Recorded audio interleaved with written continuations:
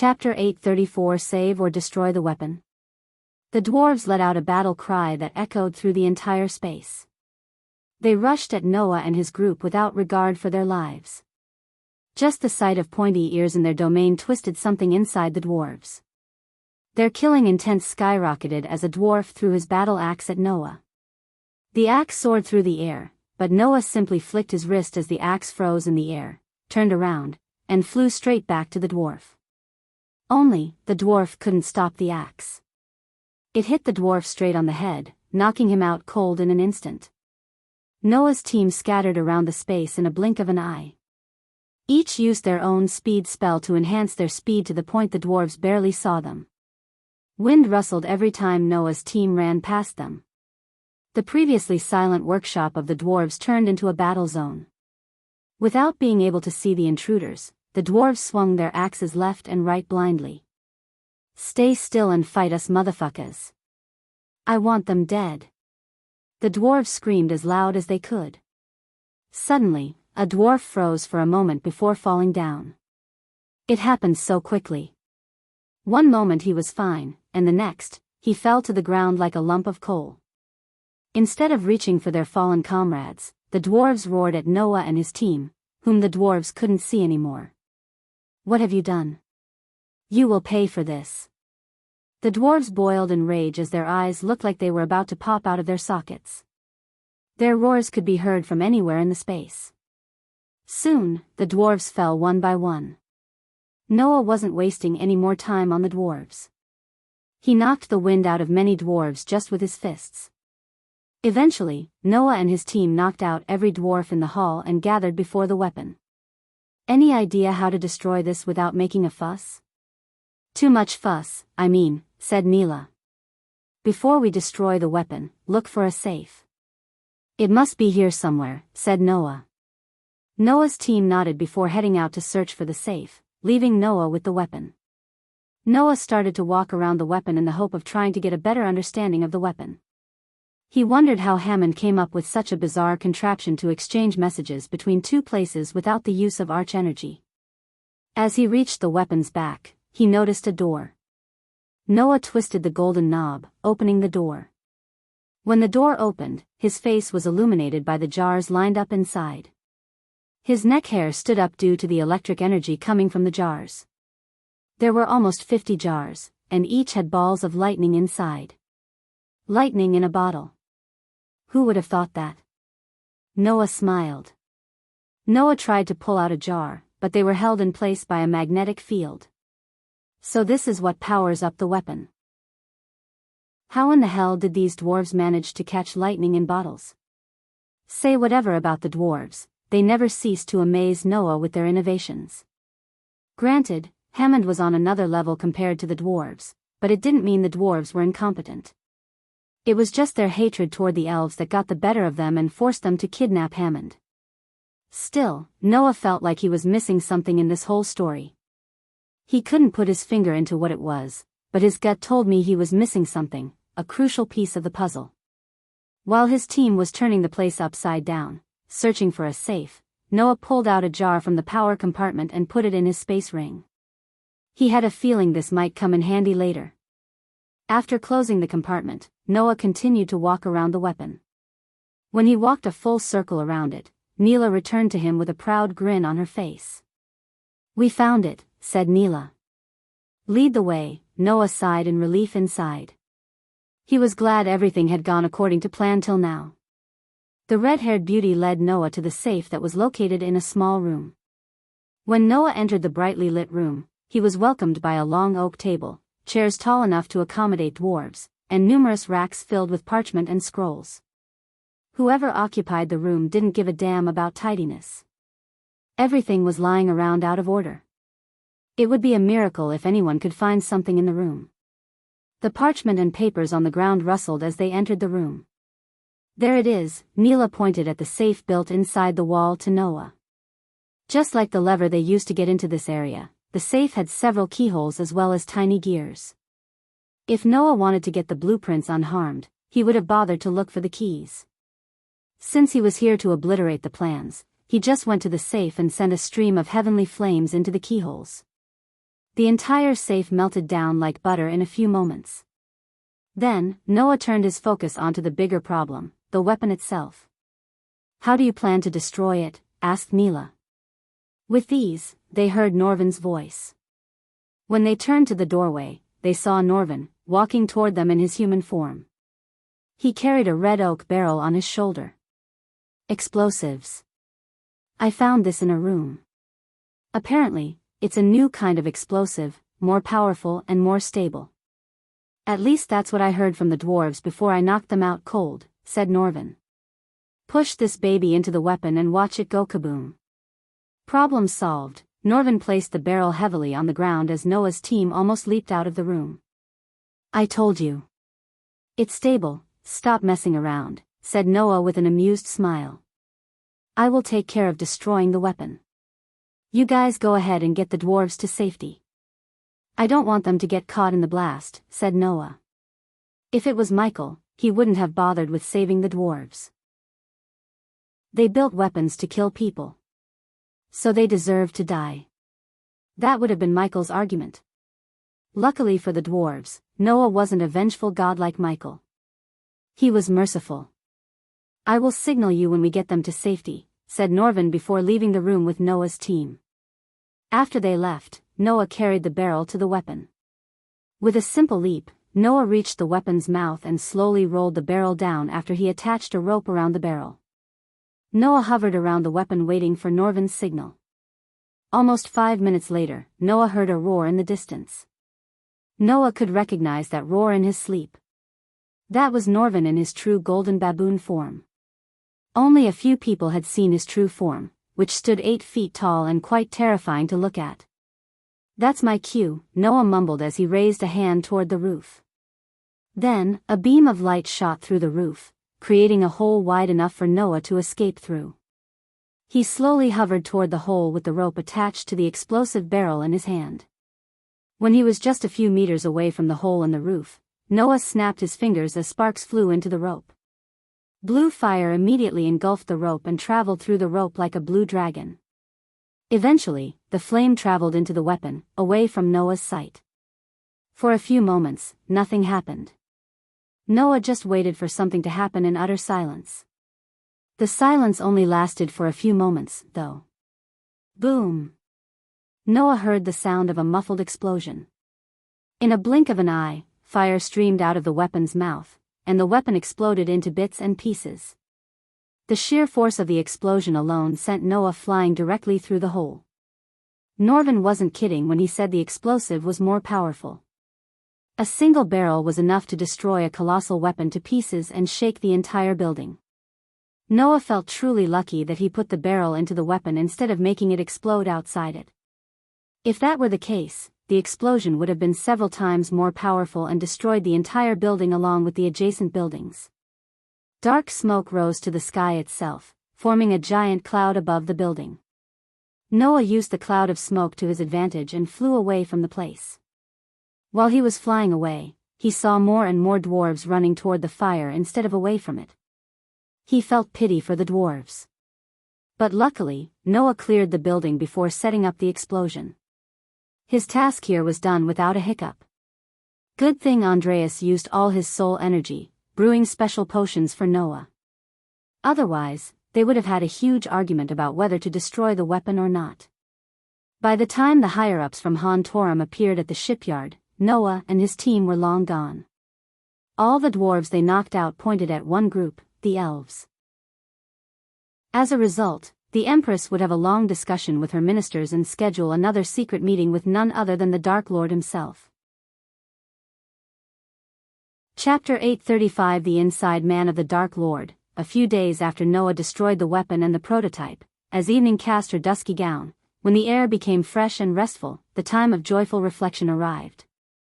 The brightly lit city of Ice Fair met the peach sky. The evening arrived in stately fashion, with all the grace of a breeze in repose. Mila was on her way to meet her friend and fellow teammate, Alvaro Torres.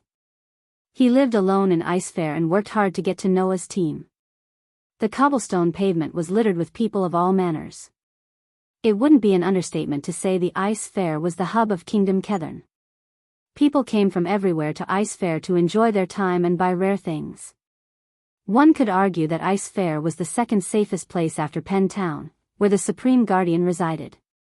Neela wore white robes and put on her hood to cover her face. Some unruly hooligans were fighting and rolling on the ground. Neela walked around a cart that barely avoided the two hooligans. She was on her way to Alvaro Torres to talk about collecting information on potential targets who might be helping the Dark Lord. Everyone in Noah's team was ordered to pursue information about the Dark Lord's subordinates in their free time. However, they were strictly ordered against going after them without Noah's permission. Considering Neela was an ambitious girl, she chose the Dark Lord's head of information gathering as her target. Noah and Alicia believed the Dark Lord had someone powerful, connected, and influential working under him who was responsible for recruiting people into their course as well as gathering information. Neela had a few strong suspects, including Sadie Kaplan, the Silver Moon prodigy. Unfortunately, everyone on Neela's list had higher positions in prominent clans or organizations. Interrogating them without any evidence was equal to killing her own career. That was where Alvaro Torres came into the picture. Alvaro Torres' aunt was an elder in Silver Moon, and Neela hoped to use his aunt to get a meeting with Sadie Kaplan, the most suspicious one on her list. Among the suspects, Sadie Kaplan had the closest relationship with Ghost and was the most likely candidate who would have been brainwashed by him. After navigating her way through the crowd, she finally arrived at the edge of the city where the nobles tended to live. Bright crystal orbs lit the square with its radiant blue light as Neela turned left and strolled straight into the path that had the sign Torres Manor. Since it was evening and most of the patrons were either drinking in taverns or immersing themselves in pleasuring activities, the path to Torres Manor was void of people. Peach trees accompanied Neela on either side of the path as she enjoyed the calm and peaceful stroll. Soon, she noticed an elegant manor at the end of the road. From the outside, the Torres Manor looked cozy. It was built with walnut wood and has granite decorations. Small, octagon windows added to the overall look of the house and have been added to the house in a fairly asymmetrical pattern. The manor was shaped like an L. The extension extended into overhanging wooden panels reaching the end of that side of the house. The second floor was bigger than the first, which created a stylish overhang on two sides of the house. This floor had a slightly different style than the floor below. The manor itself surrounded a gorgeous garden with many hidden lights that made the garden come to life at night. As she reached closer to the manor, she noticed two large chimneys sitting at the side of the manor. They fumed gray smoke, which indicated to Neela that Alvaro was home. Neela knocked on the door. Alvaro, Neela gently tapped the wooden door. She heard a rustling noise coming from within as though Alvaro was rummaging through some parchments. Did I hear a girl's voice? Neela questioned herself. She could swear she heard a girl's voice coming from inside, but it couldn't be since Alvaro was single. Alvaro, Neela knocked again. This time, she added a bit of force. For a few moments, Neela heard nothing. She slowly reached for the dagger dangling underneath her cloak. Even a few moments of silence were enough for fear to creep down their spines. As Supreme Guardians elites, they didn't have the luxury of taking things simply. The Dark Lord was known to strike when least expecting. So, Neela's heart and mind feared the worst. Luckily, Alvaro put her mind and heart to rest as he opened the door with his usual grin. Alvaro was a brown-haired youngster with a stubble beard. He was neither too tall nor too short, with a medium-built body. While he was not in the silver armor, he used to wear rather ordinary clothes, like black trousers and a loose-fit cotton shirt that revealed his chiseled chest and muscles. What were you doing in there? Neela didn't wait for Alvaro to invite her in. Instead, she pushed him aside and let herself in. Once she entered the room, she was greeted with a cozy fireplace, a comfy sofa set, and a puffy carpet that blanketed the wooden floor. Please do come in, Alvaro rolled his eyes as he shut the door behind them. Neela plunged herself into the sofa and removed the cloak. I swear I heard a girl's voice in there.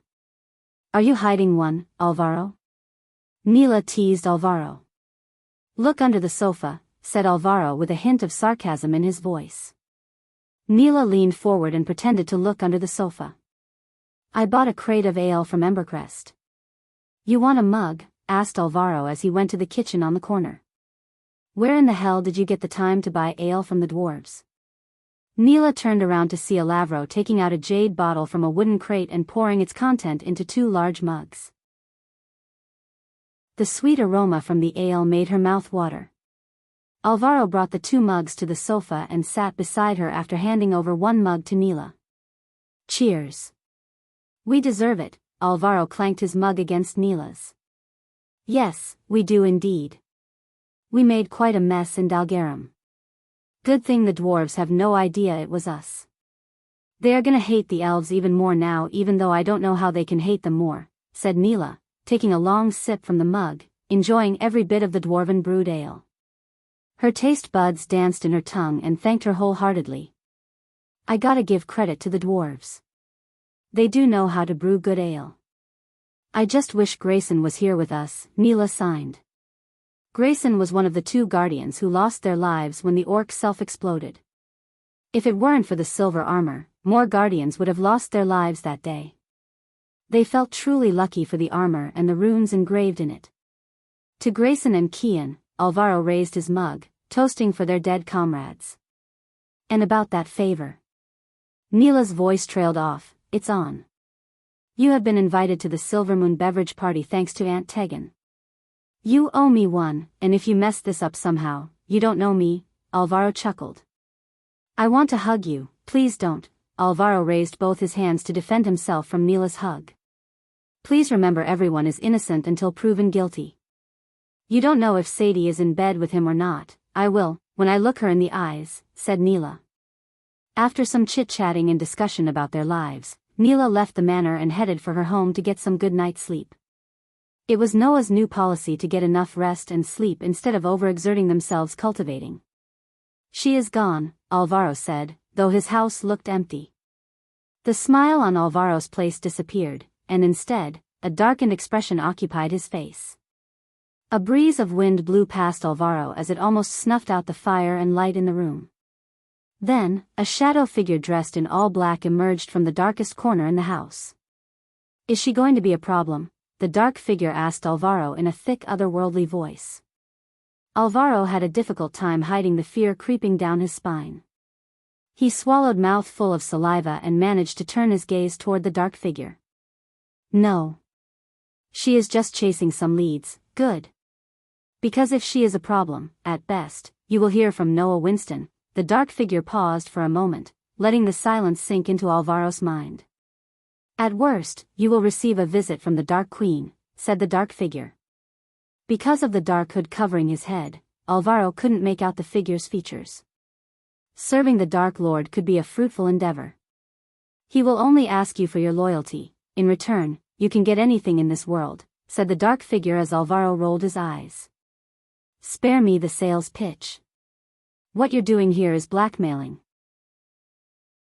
The only reason you are here and I am not at Noah's home is I don't have a choice, Alvaro growled. To Alvaro's surprise, the dark figure chuckled. Of course, you have a choice.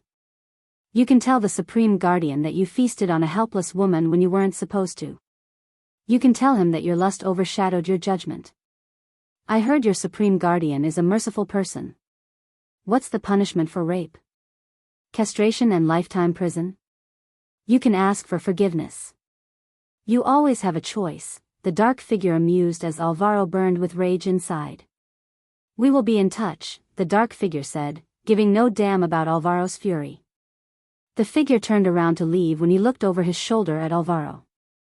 We have eyes everywhere, Alvaro. Engrave that in your mind. I think we both agree you do not want to meet the Dark Queen. You will hear from me soon, as he said. The dark figure disappeared from the room. Alvaro felt sweat beads trickling down his face after the dark figure left. A sin he committed in the shadows came back to haunt him. He thought he escaped the sin, but now, he was forced to be the Dark Lord's inside man in the Guardian Guild. Chapter 836 Beast of Idanes. Current day, Michael was on his way to harvest everything he needed to fix the gold coins problem. Taskin and Thilv accompanied Michael as Vidora chose to stay with the tribe because they liked how the Wood Elves treated them. almost all the trees had sparkling blue leaves instead of the usual green leaves. Not only the cyan color of the forest but something fresh in the air that put everyone at ease. Michael felt the forest around him was alive. Any predators around here? Michael asked Taskin and Thilv. Except for the wolves Michael killed at Tar's campsite, Michael met no predatory animals. The rabbits, foxes, and birds Michael saw had sparkling bodies. They glistened under the canopy's shade. They used to be around, Taskin started to answer Michael. But ever since the demons occupied the mother tree, they ran deeper into the forest. This place crawled with all kinds of creatures before they invaded us. You cannot walk a minute in the forest without catching a glimpse of something. Now it feels so void of life, said Taskin. You might meet a few where we are going, my lord, said Thilv. She addressed him as my lord instead of the Dark Lord. Michael grew quite tired of being called the Dark Lord by the elves sooner than he expected. Therefore, he ordered them to call him like his subordinates and men, my lord. At first, the wood elves seemed reluctant, but after Michael ordered them, they changed how they addressed him. The three of them enjoyed their walk in peace. Instead of bringing a group of elves with him, Michael only brought Thilv and Taskin. This couple seemed competent and knew the forest like the back of their hands. Plus, Michael wanted to know more about the two wood elves. So the humans here worship me or any other god? Asked Michael. We don't know much about them, my lord. They live far, far away from the mother tree. We call them the water tribe, said Thilv. Because they live nearby water? Asked Michael as Thilv nodded. I want to meet them someday before I leave this world. Thilv and Taskin stopped walking when they heard Michael. They turned around, worried. Are you going to leave us, my lord? Thilv's eyes watered. Taskin was actually stunned to see Thilv behave this way in front of the Dark Lord. She was a warrior with an iron heart. She was an alpha of their tribe before he married her. Seeing her show her vulnerable side surprised Taskin. I told you, there is entirely a new world out there where I must be. But fear not, I will visit you often. When the time comes, I will build a gateway connecting the worlds so people can travel between, said Michael. Speaking of the other world, Michael wondered how to leave this place without using badass points. Somehow Michael believed there was another way to get out of this world. The past Dark Lord may have left something for him since he seemed to leave a lot of things to guide Michael in his path. The God's world? Thilv asked with a completely stunned face. More like a messed up world where I have lots of enemies, Michael chuckled. Jokes aside, I do plan to bring you there.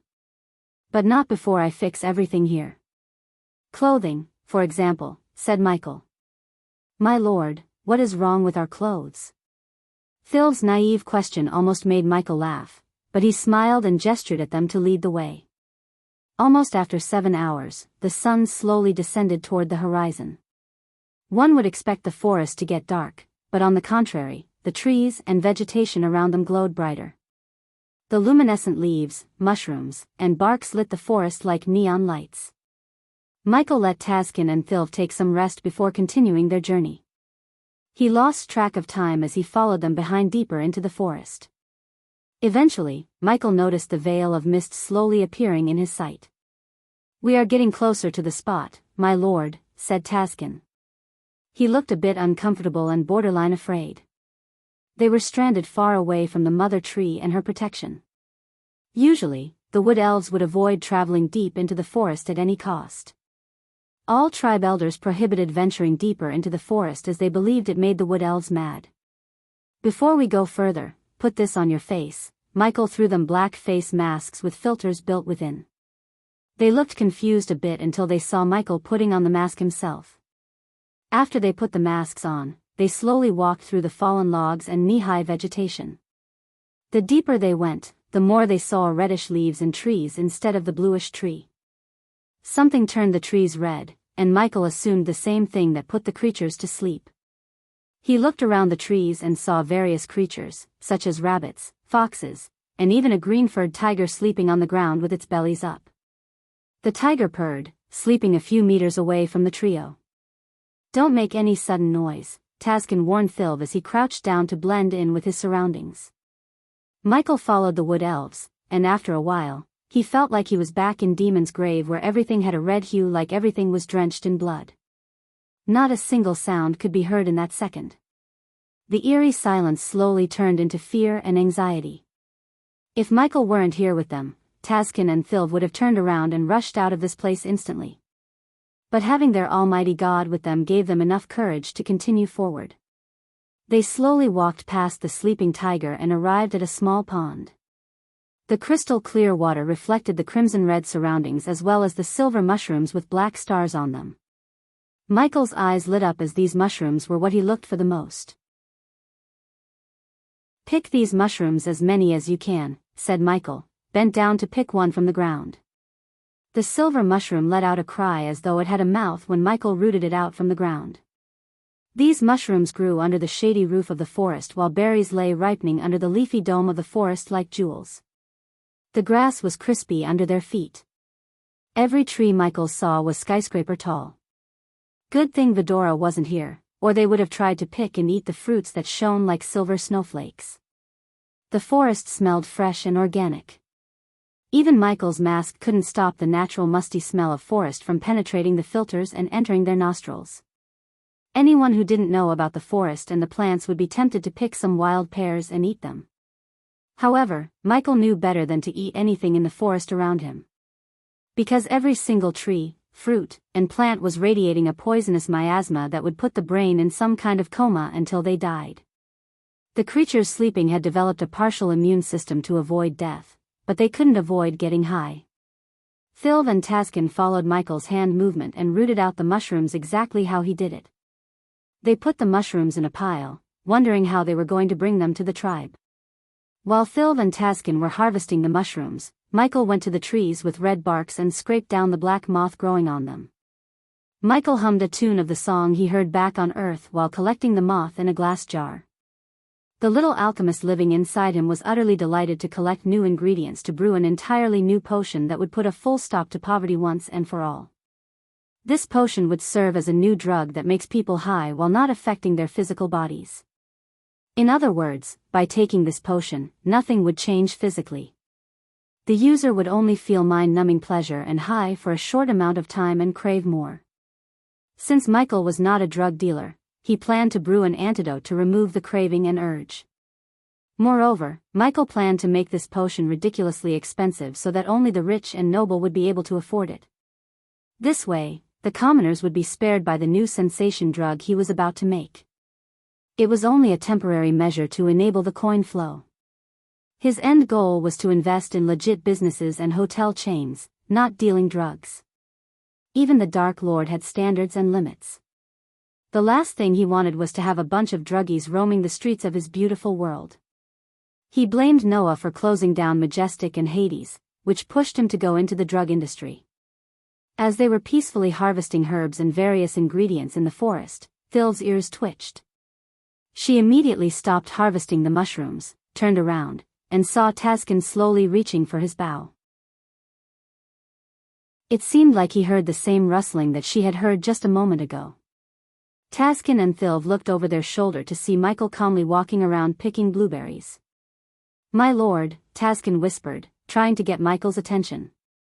"There is something approaching us." "Yes, I know that," Michael calmly answered Taskin.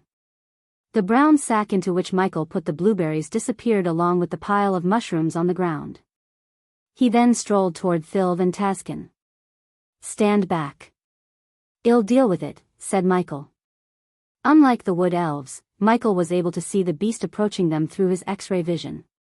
Phil and Taskin heard a strange gnawing sound. Soon, their noses twitched as the air began to reek of blood. They tried to see what was happening, but the foliage and the trees blocked their sight. But Michael could see everything. The beast was feasting on the sleeping tiger, which didn't even move an inch. The tiger was too high on the elements mixed in the air. Michael waited for the beast to finish feasting and approach them. He slowly drew his black sword from the sheath on his back. Somehow, the beast was immune to the air, unlike the tiger and the other creatures. Chapter 837. Fighting two beasts in the same day. Each moment felt like an eternity to Thilv and Taskin. They could hear their heartbeats slowly rising. Their eyes were fixed on the forest before them. Soon, the beast slowly stepped out of the cover of the trees and granted them a look at its body. Thilv and Taskin took a step back. The beast reminded Michael of the Komodo dragon back on Earth. It was a large lizard with long tails, a strong and agile neck, and sturdy limbs. The beast's tongue was red, forked, and oozed blood. It had a stone-color skin with distinct, large scales. SSSSSS. The beast hissed at them but locked its gaze on Michael. Somehow, the beast sensed the real threat among the three was Michael. Perhaps the sword in his hand, or perhaps he himself threatened the beast. Michael felt Mother Luck was on his side today. While harvesting the ingredients, he pondered about the antidote. To brew an antidote, he needed something that was naturally immune to the air around him. That's where the beast came in. If he could get the beast's flesh and blood, he would be able to brew an antidote without a problem. Michael clenched his dark sword. One would be surprised to see the 3 dragons in his hilt wrap around his arms like they were alive and provide more grip. He didn't take out his second sword but decided to slice and dice the beast using one. Step by step, the beast strolled toward Michael. Thilv and Taskin slowly walked backward while maintaining their focus on the beast. However, the beast only focused on Michael. When the beast was just a few meters away from Michael, it started to gallop, increasing its speed significantly. Suddenly, the beast pushed its legs into the ground and lunged at Michael with its mouth wide open. The poor beast had no idea how fast Michael could move. He just swayed his body to the side and dashed forward with his blade tilted to the side. Thilv and Taskin felt a gust of wind blow past him as one beast became 2. Michael's sword cut through the beast's body like a hot knife through butter. 2 halves of the beast hit the ground with a sickening thud. Blood sprayed out everywhere, including Michael, Thilv, and Taskin. Michael sheathed his sword back into the sheath and turned around. The beast looked like neatly cut fish fillets, except it had more blood, bits of pieces of the tiger it just ate, and entrails. Although the wood elves were shocked at how quickly the beast died, they weren't disgusted by the sight of its dead body. This told Michael that these wood elves had witnessed much worse. Good, they aren't soft bloods, Michael said to himself. He flicked his wrist as a dagger, and a glass jar appeared in his hand. Then, Michael squatted beside the 2 halves of the body and carved out the beast's heart, flesh, and collected its blood into the jar. Once again, Michael hated the system for not giving him any experience points. But then again, killing a creature with no cultivation level was as easy as stepping on an ant. It was no challenge or thrill. After collecting the body parts of the beast, Michael turned his focus on the ingredients. "Shall we continue?" asked Michael as Thilv and Taskin snapped back to reality. They continued to collect the mushrooms. Hours passed without their notice. Michael enjoyed the momentary peace and quiet. Eventually, Michael picked enough mushrooms and harvested enough ingredients to get his potion business running for a few months. This time would be enough for him to earn gold coins and invest or build businesses to generate passive income. "It's enough," said Michael. Thilv and Taskin were sweating. The task exhausted them quite a bit. "If you don't mind me asking, my lord, what are you planning to do with all these?" "They seem poisonous," Taskin asked Michael. "They are. But with a little bit of magic, the mushrooms could be turned into something special," Michael answered as he strolled toward the pond. He washed his face in the crystal-clear water. Then, he decided to return to the tribe. On the way back, Michael led them instead of the other way around. He memorized the path back to the tribe. Taskin and Thilv followed him while cautiously looking around their surroundings. Almost after walking in peace and quiet for an hour, Michael slowed down. The red forest was far behind them, and they entered the forest part with sparkling blue trees. "Something wrong, my lord?" Taskin questioned Michael. "Climb up this tree and stay there," Michael pointed at the tall tree beside him.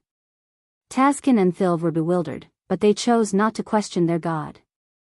Taskin nodded as he put his back against the tree, boosted his wife to the top, and climbed up the tree with Phil's help. They used the branches and holes in the tree as stepping stones to reach the top. Michael leaned against the tree as though he was waiting for someone. Suddenly, out of nowhere, an arrow soared through the air, piercing the veins, foliage, and saplings. The arrow almost hit Michael's wrist where he wore the Olympus. It didn't feel like whoever fired the arrow missed the mark but targeted the Olympus precisely. But before the arrow could hit Olympus and shatter it to pieces, Michael caught the arrow just a few inches away from Olympus. Upon sitting on the highest branch in the tree, Phil and Toscan were stunned. As far as they could see, no one was there. Still, the arrow came from somewhere. "You are good marksman.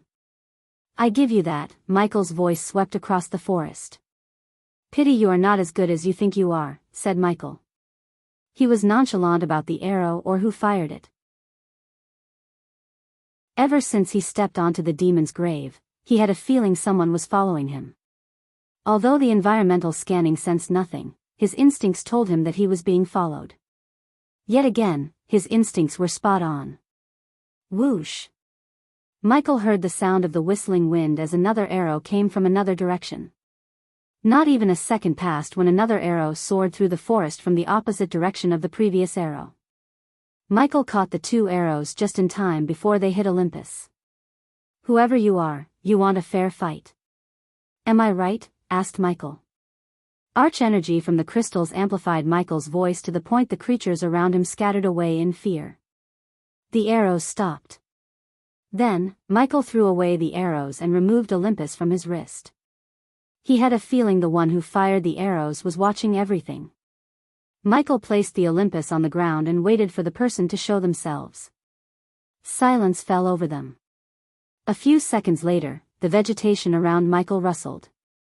Thrive and Taskin noticed something big and black approaching them. The figure lurked in the shadows and seemed to hide itself using the shadows. They perfectly blended with the forest despite how colorful the forest was. "Stay up there," Michael said to Taskin and Phil when they seemed reluctant to stay still and let Michael handle the shadowy figure. The rustling noises pounded louder and louder as the figure finally stepped out of the shadows. Phil and Taskin were caught off guard. Simply put, they were stunned. It was a giant black panther that walked on its 2 feet like a human. Michael remained calm as the black panther cautiously made his way toward Michael but kept a safe distance.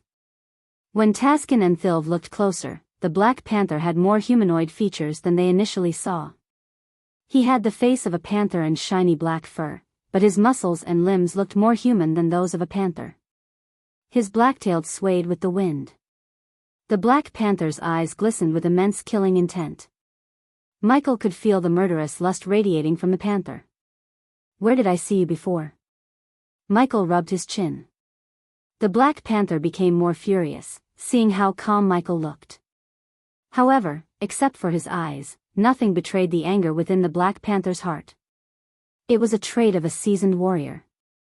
Michael was sure of that. They both slowly started to walk in a circle while maintaining eye contact. Michael snapped his fingers as his eyes brightened. "You were with Tanulia Valrin, the invisible bodyguard.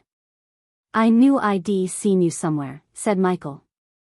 "But the rage within your eyes, it feels personal. Like I took away someone you loved." "Don't tell me you were in love with Tanulia," Michael snickered. "Nah," Michael shook his head, "it's much more, Jacoby." The Black Panther finally opened his mouth. His voice sounded extremely thick and gritty. Since there were no beast men in Idenese and Taskin and Thilv had never seen one, they were completely shocked. Their god looked smaller compared to the 7-feet monstrosity riddled with muscles. Yet, they saw no fear in the Dark Lord's eyes. Not that they expected a god to be afraid of a cat. Jacoby? Michael tilted his head, trying to recall the name. "Sorry, no idea," Michael shrugged. Of course, Michael remembered Jacoby. Even if he didn't know the name, the Black Panther had a resemblance with only one person Michael had met, the one who tried to hunt down Gaia and almost succeeded. Everything started to make sense except how this Black Panther managed to not only enter the demon's grave but also come here. "I shall make you remember then." Ghost, the Black Panther addressed Michael by his name instead of the Dark Lord. Before he disappeared, he was tracking Gaia, the Queen of Nagaland. Did you kill him? Asked the Black Panther. Michael could tell the Black Panther wanted some closure. He might be a good tracker, but he couldn't have found Jacoba's body because Michael burned it to ashes. The moment he agreed to track down Gaia, he sealed his own fate. But did I kill him? Michael rubbed his chin, pretending to think.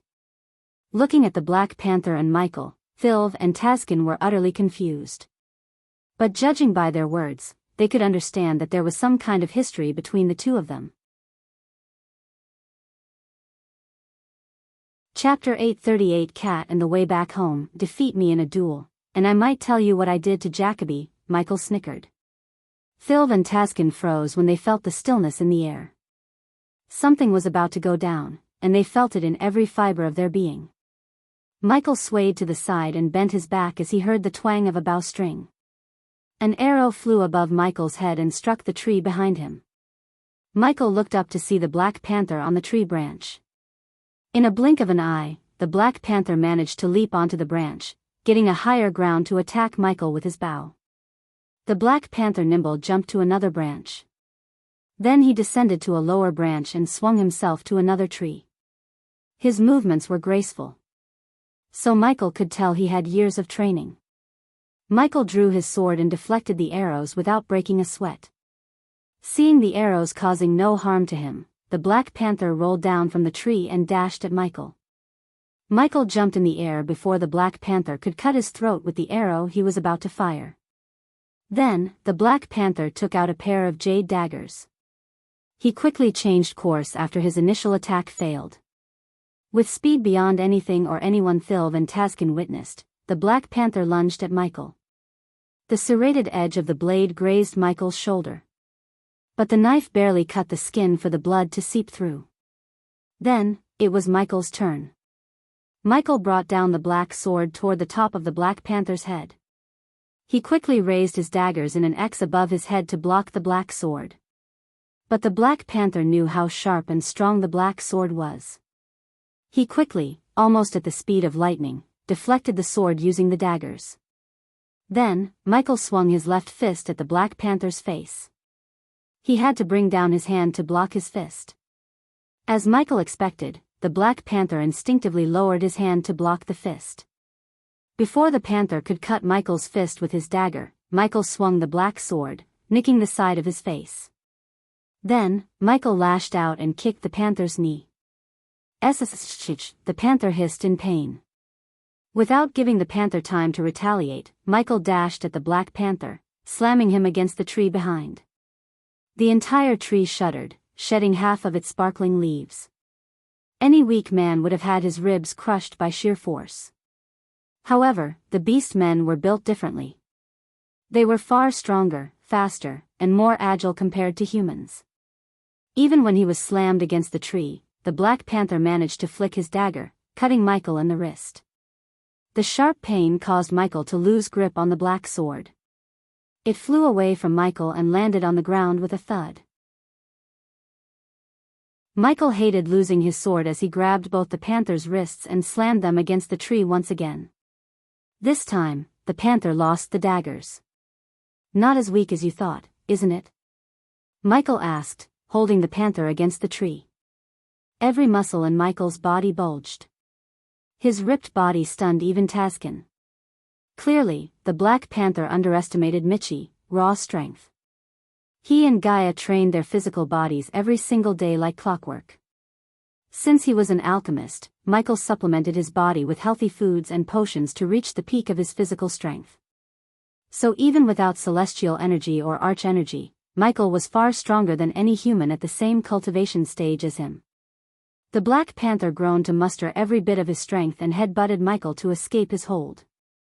Michael's nose cracked with a sickening crunch as the Black Panther leaped away from Michael. He needed to put some distance and reevaluate his strategies to win against such a powerful opponent. Phil and Taskin looked at the battle with horrified looks in their eyes. They witnessed their god bleed. The words Michael spoke about powerful people and enemies rang inside their brains. They could only imagine how powerful these people would be to make even a god bleed.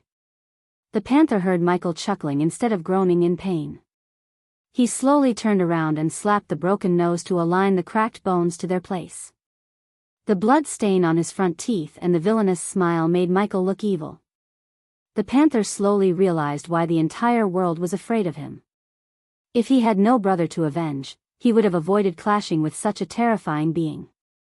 Not that he was afraid of the Dark Lord, but unlike his brother, Jacoby, he avoided crossing paths with people like the Dark Lord, who would go to any lengths to seek revenge. It was too late for both of them. This feud could only be settled by blood. Michael wiped off the blood before dashing at the panther once again. Fist met fist. Their fists clashed in the forest, and their feet danced beneath them. The Black Panther was quick, but so was Michael, despite removing the Olympus. Michael landed more blows on the panther than the panther did. Each punch created a heavy thud upon hitting their bodies. Their clash decimated everything below them and created a circle of dead plants.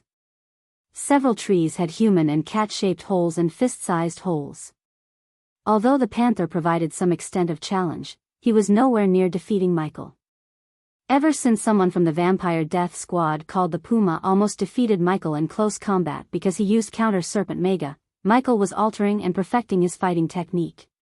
Coupled with Michael's brute strength, agility, and cat-like reflex, only a few people in the world could fight him head-to-head and survive. After a while, the panther started to breathe heavily as his movements became wobbly. Michael knocked him down to the dirt with a swift spinning will kick to the panther's head. When Michael approached the panther, the latter tried to stab Michael with a short blade he hid under his fur. But Michael kicked the blade and pinned his hand to the ground with his knees. "It's over," said Michael. He then proceeded to punch the panther in the face. A couple of punches made the panther's sight blurry. Michael showed no mercy as he continued to punch the panther until his fist ached. "Just because I cannot use cultivation energy, doesn't mean you can defeat me. Look at me." Michael raised his voice. He grabbed the panther's face and turned it to look him in the eyes. "Now, tell me how you came here," Michael asked the panther. "You first. What did you do to Jacoby?" Instead of answering Michael's question, the panther questioned Michael. Michael drew the other black sword on his back and held it against the panther's throat. "Don't make this harder on yourself, kitty cat. You've been dancing with the devil way too long, and it's your time you paid the due. Go on, kill me. But I won't give you any answers until you tell me about what you did to Jacoby. System, scan him," Michael ordered the system in his mind. He hated asking the system, considering he had already taken out a loan, and the more he asked, the more he would have to pay. Nonetheless, the panther gave Michael no choice. Rather, Michael didn't want to give the panther closure.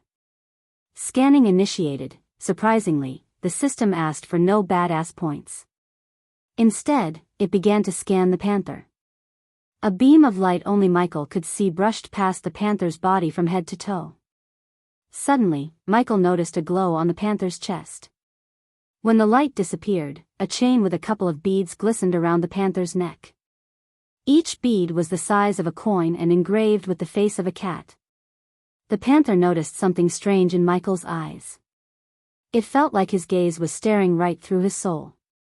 The panther squirmed, trying to escape.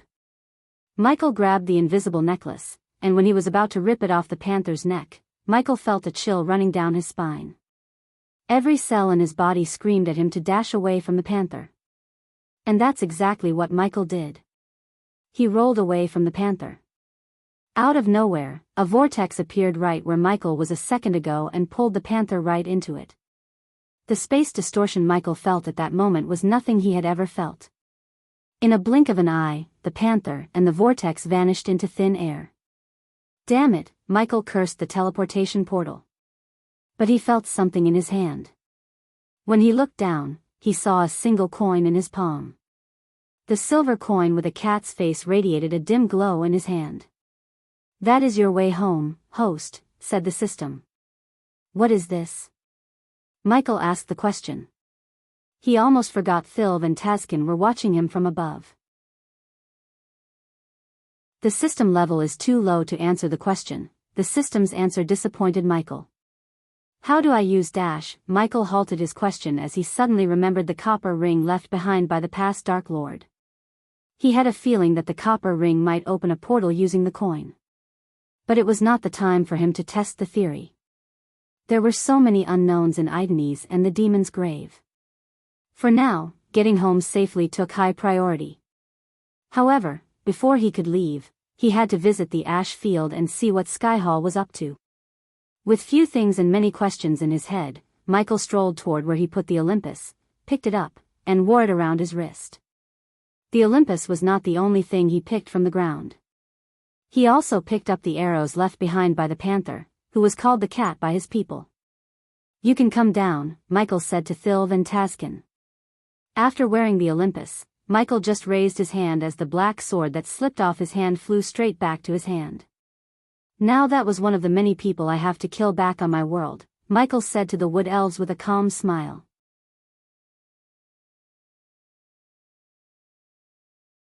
Chapter 839 Crafting crossbows for the elves. By the time Michael returned to the tribe, the sun had almost fallen into the horizon.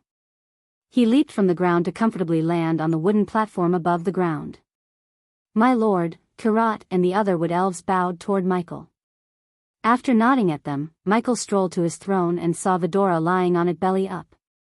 The throne was littered with bits and pieces of fruits and bare bones of fish. Iag snored as a trail of drool trickled down her mouth. Michael lifted them up from the throne and raised his hand as a gust of wind blew past the throne.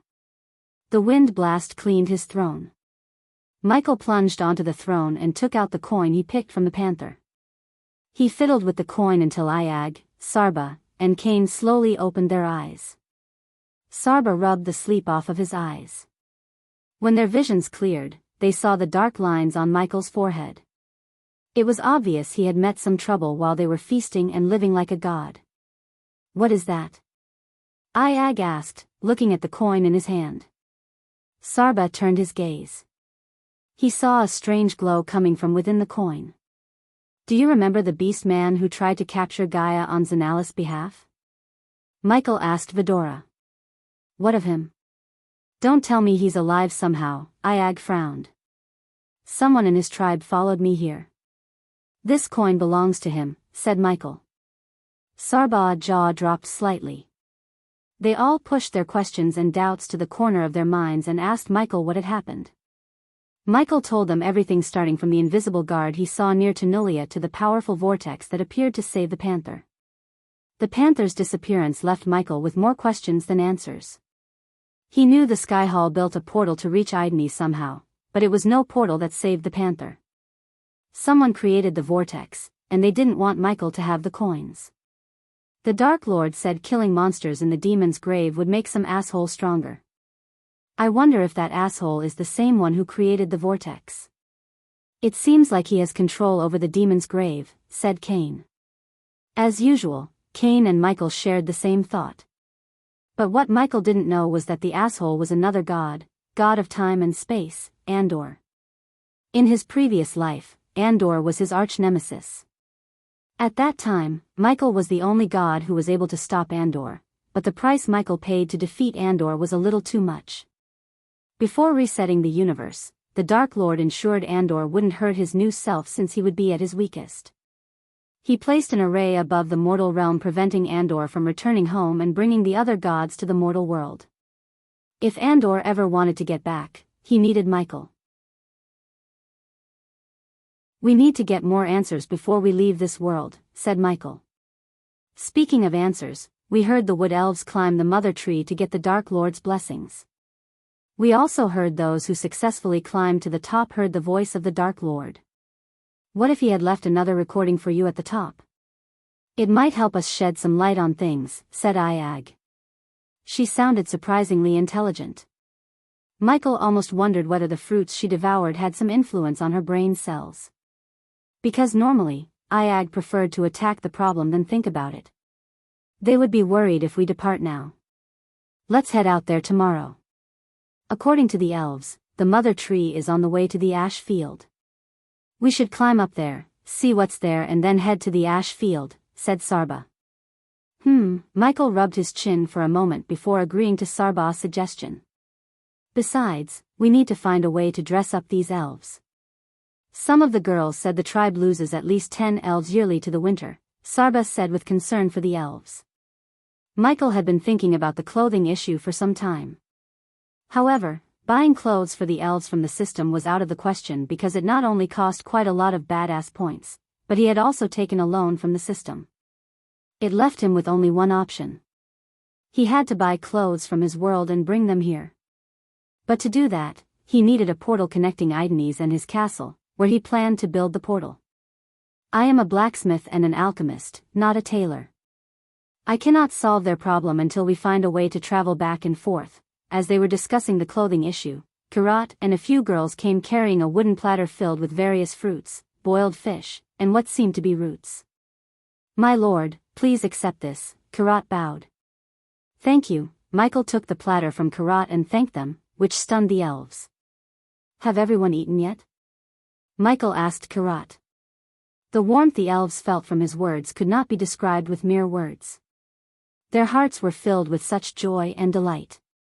We will eat later on, my lord, said Karat, controlling his tears from escaping his eyes. Sylvia here told us, they haven't had meat in months. Iag looked at the brown-haired elf and said. The elven girl trembled. Lady Iag, the girl scowled as Iag let out a devilish grin. Is it true, Karat? Don't you guys go hunting? Karat sighed before answering Michael. We used to, my lord. But we lost our entire hunter group to the demons.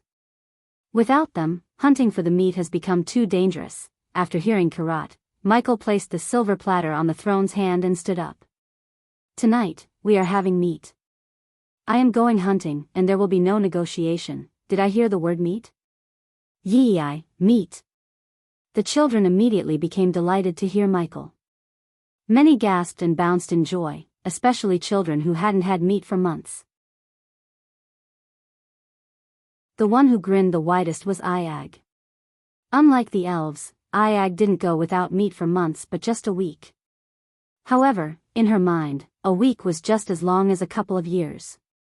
Michael gathered up the men in the time, including Taskin. Soon, all the male elves in the tribe gathered around Michael. Karat, where do you get your bows?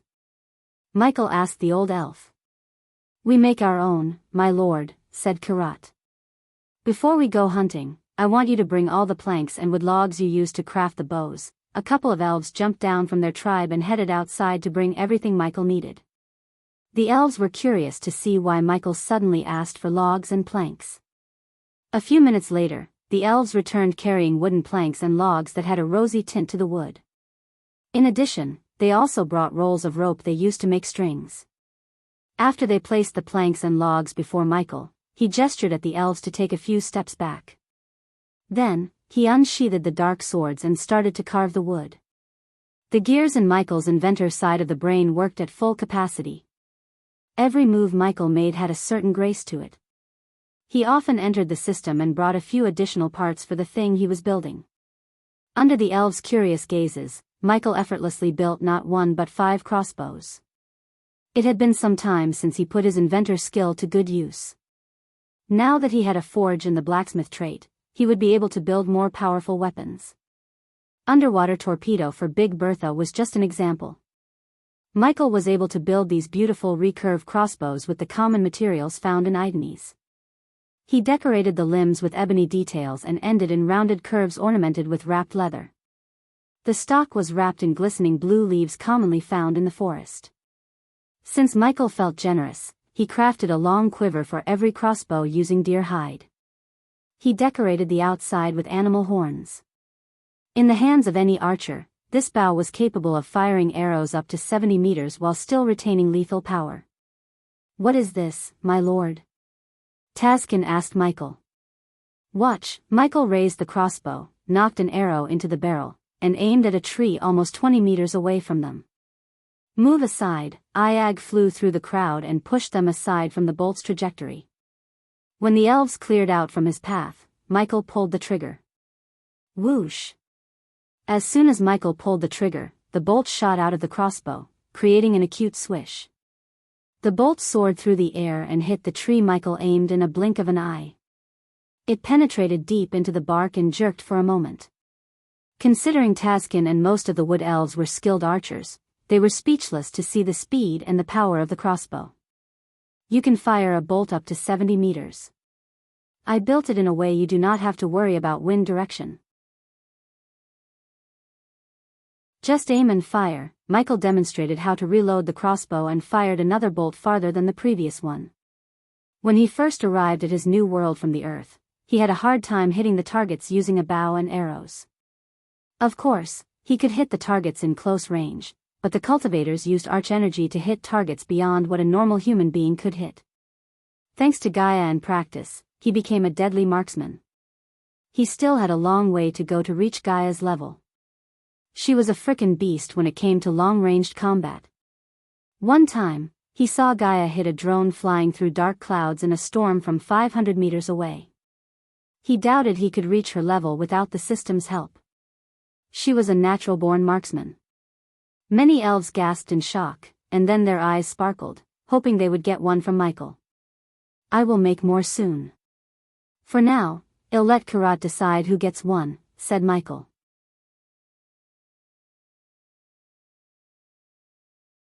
Chapter 840 Death of Vidora. The next day, Michael prepared to head for the ash field. When Michael returned to the tribe from meditating on the hilltop he first arrived at, he saw the wood elves snoring loudly and sleeping like babies. Last night, they feasted on all kinds of meat after Michael and Taskin brought enough meat to serve them all. Michael himself barbecued the meat and served his devotees. He enjoyed taking a break from all the pressure of being the Dark Lord and enjoyed the feast with the wood elves. The meat from the game in Idanes tasted way better than the game back in his world. Apparently, the deer-like animal with a glowing belly infested the forest and grazed the vegetation without control. Their natural predators ran deeper into the forest, and many fell victim to the red forest and were eaten by the lizard-like beast. If he hunted them down, he would be doing a favor to the forest and the wood elves. He did plan to hunt them down after he opened up Hades again using another name. Wake up! Michael landed beside his throne to see Iag drooling on his throne. He tapped all three heads and woke them up. Juicy meat, want more? Iag mumbled for a moment before falling back to deep slumber. She reminded Michael of Gaia as he smiled. Michael lost count of the times he had to carry her to the bed from the top of the mountain. They trained often. Waking up Gaia without getting his face bruised was the toughest challenge he faced every day. The first few times she anciently punched him in the face, she woke up and apologized. But later on, she would just laugh and say he deserved it for waking her up early. Now Iag acted just like her, minus the getting punched in the face. My lord, Karat strolled toward Michael, navigating through the sleeping wood elves. Instead of returning to their homes, all the elves fell asleep on the spacious wooden platform. This village was an architectural marvel. They managed to build numerous wooden homes, bridges, lift systems, and a large wood platform in the center anchored to several trees. Every time he saw the village, he remembered the dark elven village. They almost looked the same, but the magical forest and the wood elves' kindness added charm and beauty to this village. I should wake these good-for-nothing elves, Karat scowled. He felt offended to see them sleeping while their god was long awake. It's okay. Let them sleep. I know how it feels to sleep without worry in the world. I almost miss that feeling, Michael said while keeping a straight face. Where is the breakfast? Iag asked, yawning. Her jaw opened wide, making Michael worried that it would get stuck. You are not in the castle, said Michael as Iag rubbed the sleep off her eyes. She heaved a sigh of disappointment when the realization hit her. I should fetch you something to eat right this instant, Lady Iag. No, Michael stopped Karat with a wave of his hand. I'll get them something on the way to the mother tree, said Michael. He avoided telling Karat the full truth that he was on his way to the ash field. To the wood elves, the ash field was a forbidden land. No one alive in the tribe had visited or even seen the place. According to Taskin, the ash field was far north of the mother tree and relatively closer to some orc tribes. He didn't think the orcs would step onto the ash field or anyone for that matter. Simply put, Michael learned nothing about the ash field from the elves, and it seemed like no one knew about the place, which made Michael more curious. "I'll be back when I can," said Michael before slowly ascending into the air.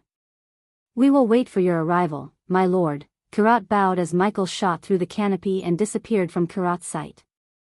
After leaving the tribe, Michael cast the lightning dash. Karat vaguely saw a streak of black lightning in the sky and stared at the sky until the lightning faded away. In the sky, Michael was on his way to the mother tree at full speed.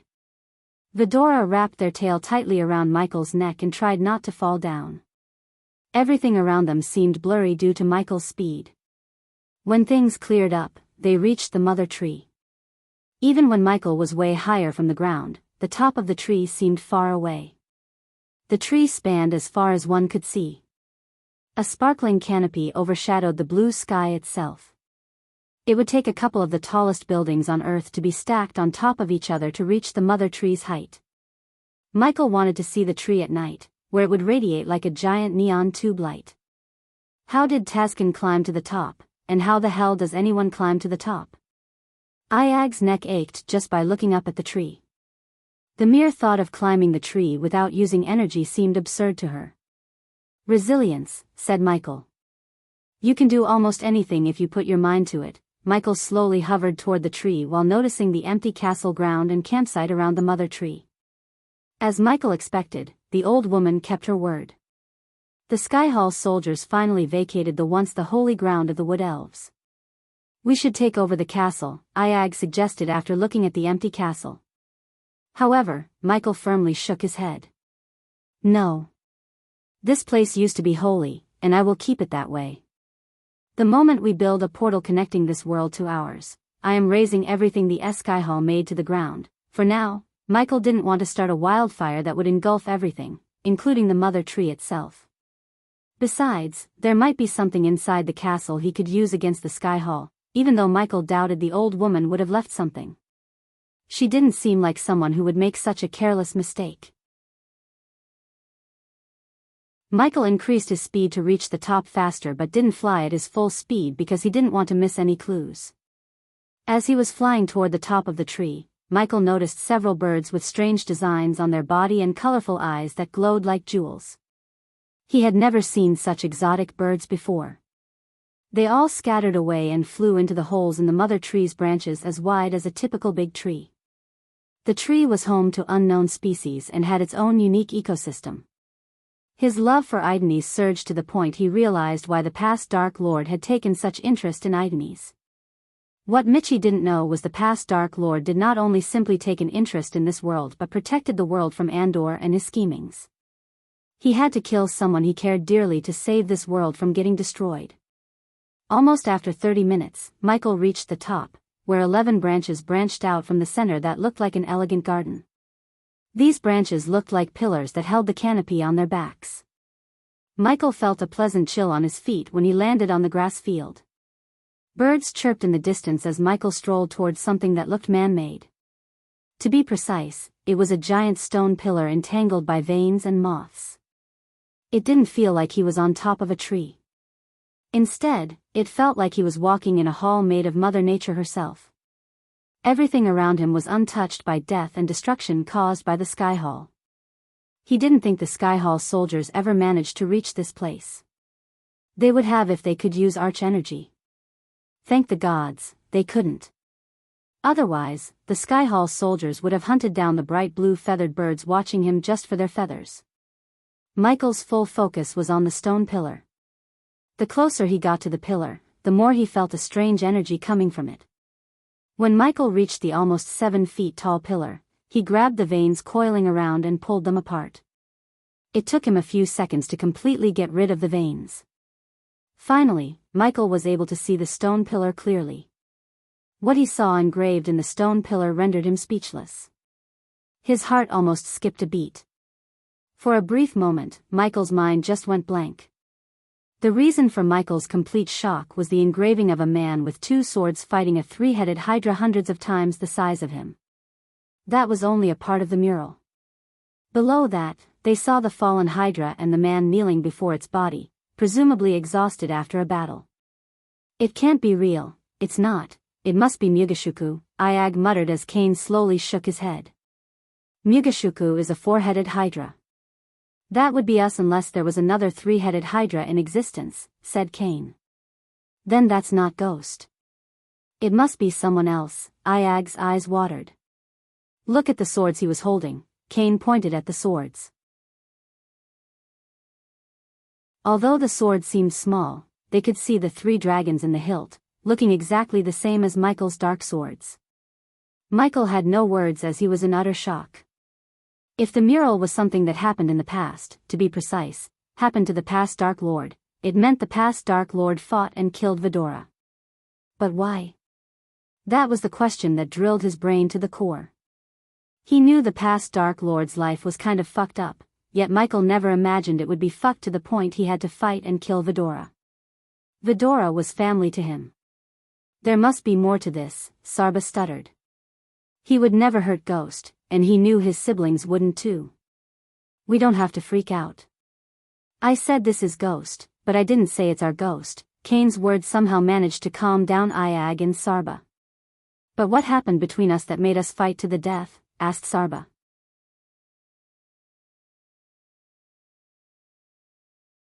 Chapter 841 By Ning's Fear. Please be careful. Inside a cozy room draped with sky-blue curtains, the old woman Michael met at the castle talked to a girl in a mirror.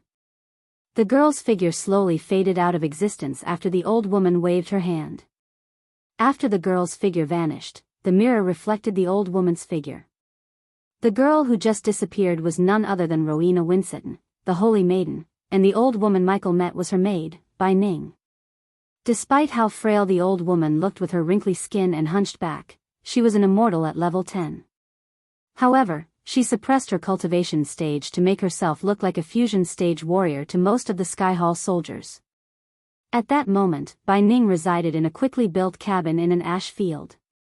She was tasked to supervise the dig site where they were supposed to find something that could rival the Dark Lord himself in a battle. "Do not come back without results, Bai Ning." Bai Ning heard a thunderous voice in her head. She immediately dropped to her knees when she heard the voice. Almost instantly, sweat beads formed on her face, and she remained on her knees for a few long moments. She had only feared 3 people in her life: the Holy Maiden, the Dark Lord, and this mysterious Lord of the Sky Hall. Bai Ning didn't fear the first 2 as much as she feared the latter because Rowena and the Dark Lord were still weak compared to her. The same could not be said of the mysterious Lord. He could end her and the entire Sky Hall with a snap of his fingers. Even the great elders of the Sky Hall feared him. Luckily for most others, they didn't know such a person existed. Many thought, including the Holy Maiden herself, that Holy Maiden was the highest rank. However, the truth was that there existed someone above the Holy Maiden. The most powerful great elders served him and feared him more than they did the Holy Maiden. Deep down, Bai Ning didn't want to see this mysterious lord in person. Instead, she was quite happy serving him from the shadows. Bai Ning hoped that the Holy Maiden would bend her knees to this mysterious lord when the time came, though Bai Ning didn't think that would happen, judging by Rowena's temperament. Even after the voice's effect on her faded, Bai Ning couldn't get back to her feet. Eventually, she managed to muster enough strength to stand up and leave the cabin. Bai Ning heaved a sigh as she strolled toward the wooden door and twisted the golden knob. As soon as the door opened, she was welcomed by an alarming sight. Lightning struck close to her and all around the place again and again. The sky roared as an eternal thunderstorm dominated this realm. Strange sounds erupted from behind Bai Ning, perhaps 2 beings fighting each other or a collapsing landscape. In spite of the treacherous landscape, she got the feeling she was not in immediate danger. This place was no walk in the park, but at the very least, she should be able to survive for a couple of weeks. The men she brought from Sky Hall and those who occupied the mother tree were doing typical labor such as carrying crates, erupting tents to survive the thunderstorm, and digging holes everywhere as though they were searching for something. It was tough for Bai Ning to see through the ashen air. The entire place had an eerie crimson-red hue to it. Bai Ning decided to go out there and look at how the digging process was going in person. Cupping the mother tree was just a secondary task. Their main task was to dig up something that the mysterious lord ordered the great elders to do. With the equipment coming from Sky Hall and extra manpower, Bai Ning believed they could find whatever was hiding in the ash field. You have 3 weeks, Bai Ning's mind replayed the words spoken to her by the mysterious lord. Initially, when they first arrived at Idenese 2 months ago, she had no worries or pressure. The mysterious lord rarely bothered to speak to her. But imagine her surprise when the Dark Lord himself came to pay her a visit. Then, all hell broke loose. Something inside the mysterious lord broke after he heard the Dark Lord's name. Bai Ning lived long enough to tell when someone was feeling overwhelming killing intent. She didn't know the history between the Dark Lord and the mysterious lord, but one thing was certain, the mysterious lord had deep hatred toward the Dark Lord. Curse you to hell, Dark Lord, Bai Ning cursed Michael under her breath and went to meet the captain of this unit. A few meters away from her, a group of silver-armored soldiers was digging the ground using shovels, while another group was carrying an unconscious soldier toward one of the tents. Lady Bai Ning, the elven captain noticed Bai Ning and dropped his shovel. Captain Fenian, how's the digging going? Asked Bai Ning. Because of the thunderstorm and the howling wind, they had to speak louder than they were used to. We are losing more and more soldiers, Lady Bai Ning. The air is getting more and more toxic the more we dig, Lady Bai Ning. I'd suggest we bring more equipment and wait till our scholars find a way to filter the air, said Fenian. But Bai Ning firmly shook her head. Not an option, Captain. The order came from the top. If we don't show results to the higher-ups in 2 weeks, it'd be our heads that roll on the table. Bai Ning didn't give a damn about the soldiers. As far as she was concerned, they were all expendable. At this rate, we won't have enough men to dig, Lady Bai Ning. We have already lost half of our men to the Dark Lord, and many of the survivors fell sick to the toxic air. Fenian raised his voice. Unlike Bai Ning, he cared about his men.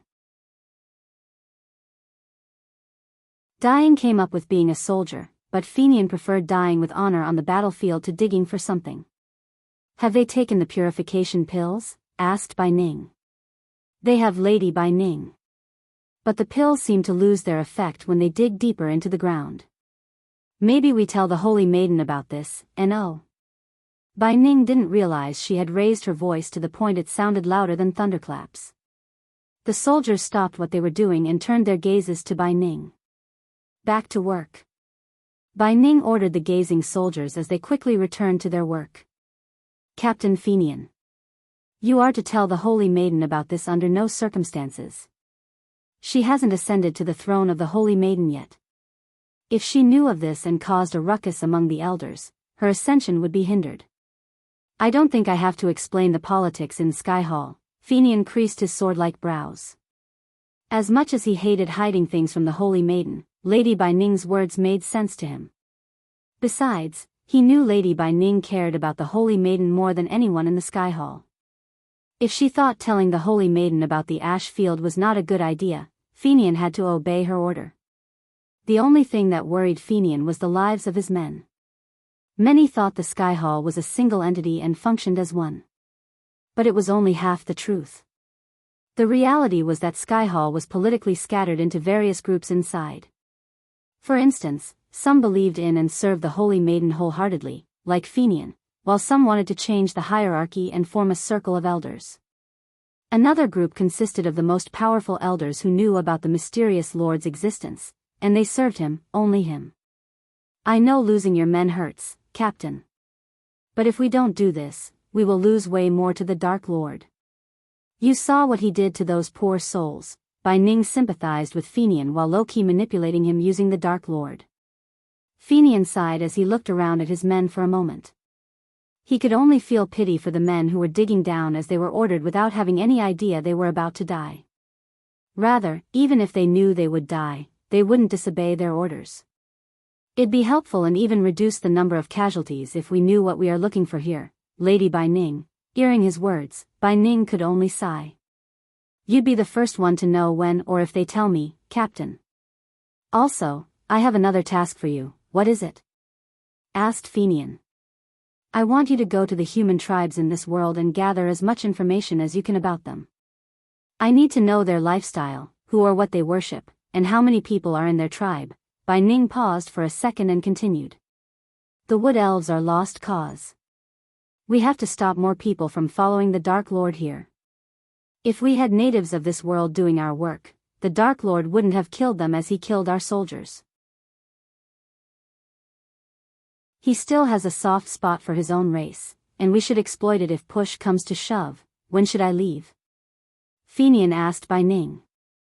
He knew he would be more useful in collecting information that could give them an advantage over the Dark Lord than digging holes and looking at his soldiers fall one by one. Subconsciously, Fenian didn't want to be here and deal with the guilt. No time like the present, Captain. What if the Dark Lord breaks the deal and comes here, Lady Bai Ning? Bai Ning chuckled. He won't break the deal, but he will come here to see what we are up to. In fact, I'd say he's on his way as we speak. You go and get ready to leave, Captain. I'll deal with the Dark Lord.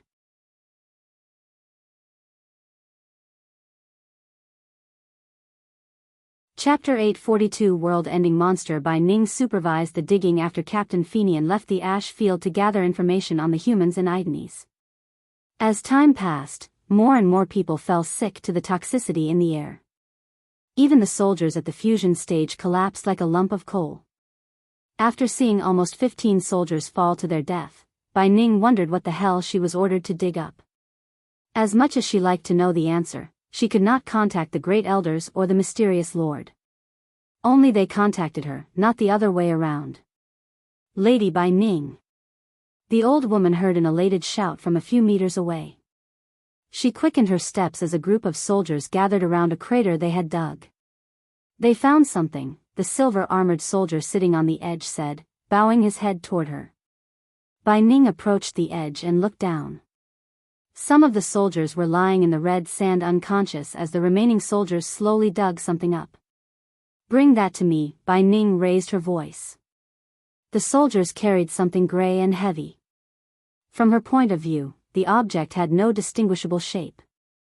It took 5 soldiers to carry the object to Bai Ning. The soldiers groaned and panted heavily. A couple of soldiers from above ran downhill to help the soldiers carry the object upwards. Finally, the soldiers managed to bring the object upside and placed it before Bai Ning. The old woman squatted beside the object. Thud.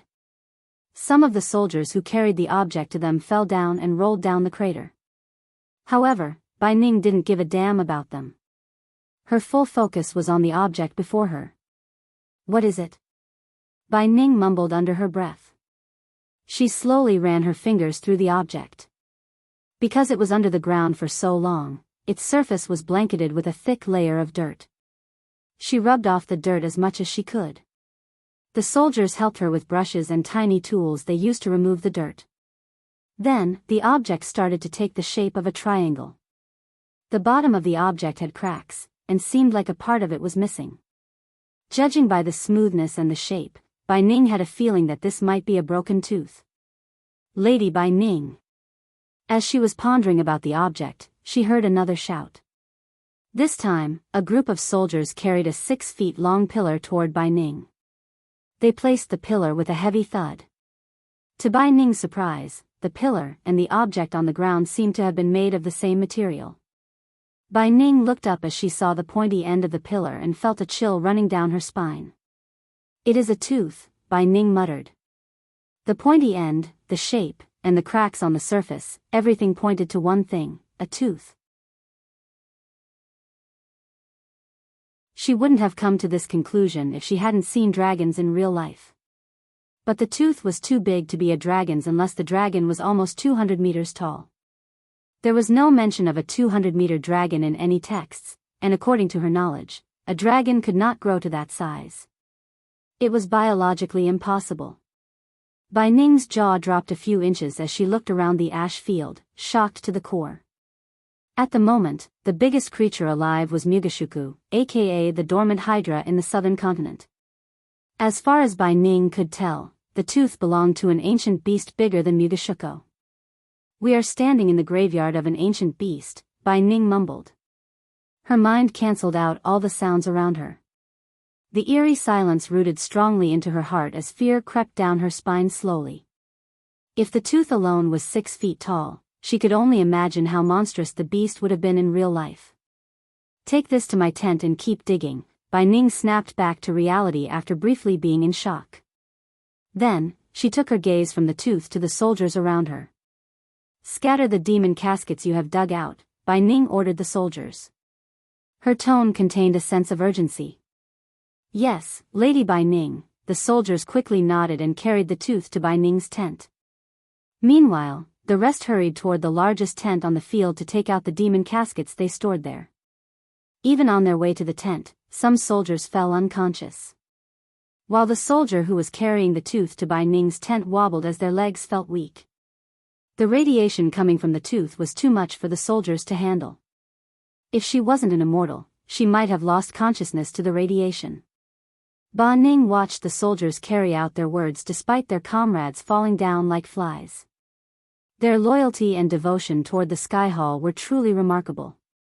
She had lived for centuries, and every generation of soldiers had the same devotion toward Sky Hall. They could only defeat the looming threat, the Dark Lord, with firm devotion and undying loyalty. Otherwise, the Dark Lord would corrupt their soldiers and turn those soldiers against them. "Do not underestimate him," Bai Ning recalled the Great Elder's words. They were stronger than the Dark Lord, yet they avoided fighting with him. Instead, they believed the mysterious Lord's words. He wanted no one except Noah to fight the Dark Lord. Even an immortal like her shuddered when she saw him up close. When she was talking to the Dark Lord, she felt like staring at death itself. The darkness in his eyes tested her will to speak a word against him. Reading texts about the Dark Lord and witnessing his atrocities in person was as different as the sky and earth. Just thinking about him made her shudder, especially after learning what was beneath them. No matter what, she could not let the Dark Lord know the secrets of the ash field. While Bai Ning and the Sky Hall soldiers were trying to dig up the ancient beast, Michael was on his way to Ash Field at full speed. However, instead of flying in the sky, he flew through the forest to hide the trail of black lightning. He didn't want the old woman or anyone to notice him. On the way, Vidora was annoyingly silent. After seeing the mural and the pillar, they became silent, especially Iag and Sarba. Cain, on the other hand, believed they could change the past and avoid fighting each other. The creatures and birds roaming in the forest scattered away as they felt a strong gust of wind blowing past them. Michael followed the sound of thunderstorms and the red sky in the distance to reach the ash field. Apparently, the ash field's eerie weather turned the ground and sky red, as well as created everlasting thunderstorms. They were disappointed the mother tree had no answers to their questions but only the stone pillar. Michael didn't hear any voices or recordings of the past Dark Lord. Not everything was laid clearly for Michael by the past Dark Lord, in other words, himself. To be honest, Michael had no problem with that. Of course, it was shocking to the core that the past Dark Lord fought Vidora and killed them, but Michael believed there was more to the story than the mural told them. There must be a reason why Vidora turned against him. Eventually, the trees around him lessened in number. It felt less cluttered and more spacious. Soon, the forest opened up to an entirely new biome. From a bird's view, a straight line divided the sparkling blue forest and the red sandy place with violent thunderstorms. The sky looked like someone painted it with blood and smeared the painting with clusters of black clouds. Michael had a tough time looking through the thunderstorm.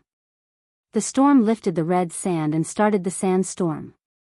Luckily, it also helped Michael blend in with the surroundings.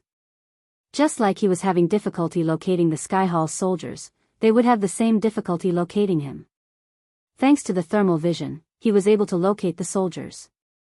As soon as he turned on the thermal vision, he saw several yellowish figures with glowing redness in the center running around. They seemed to be digging the ground despite the storm.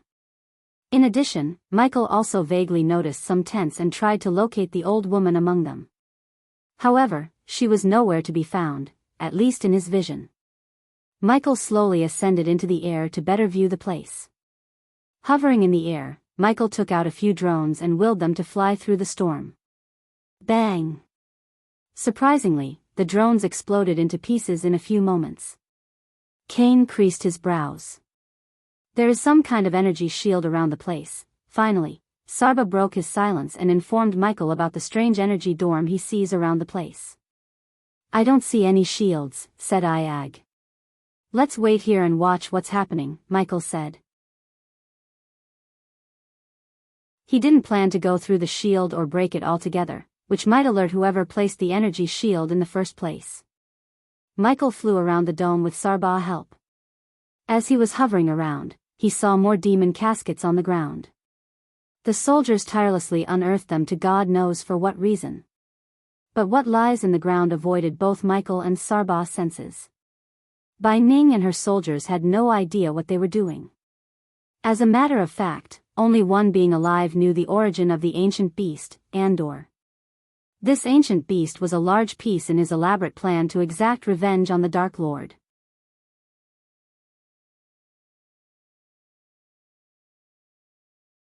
Chapter 843 Andor's plan for Vidora. In Andor's castle, the god of time and space was sitting on his throne alone as usual. Unlike any other day, Andor had a grin plastered on his face. The reason for his unusual smile was the thing covered in gray cloth. Whatever was hiding beneath the cloth took almost half of the throne hall. Andor would look tiny if he stood beside it. Looking at the cloth-covered object, Andor waved his hand as a 6-foot circular mirror appeared and hovered in the air before him. Something created a few ripples in the mirror as though the glass had turned liquid. Andor's hands glowed as he extended his hand toward the mirror. A bright light slowly flew out of his hand and landed on the mirror.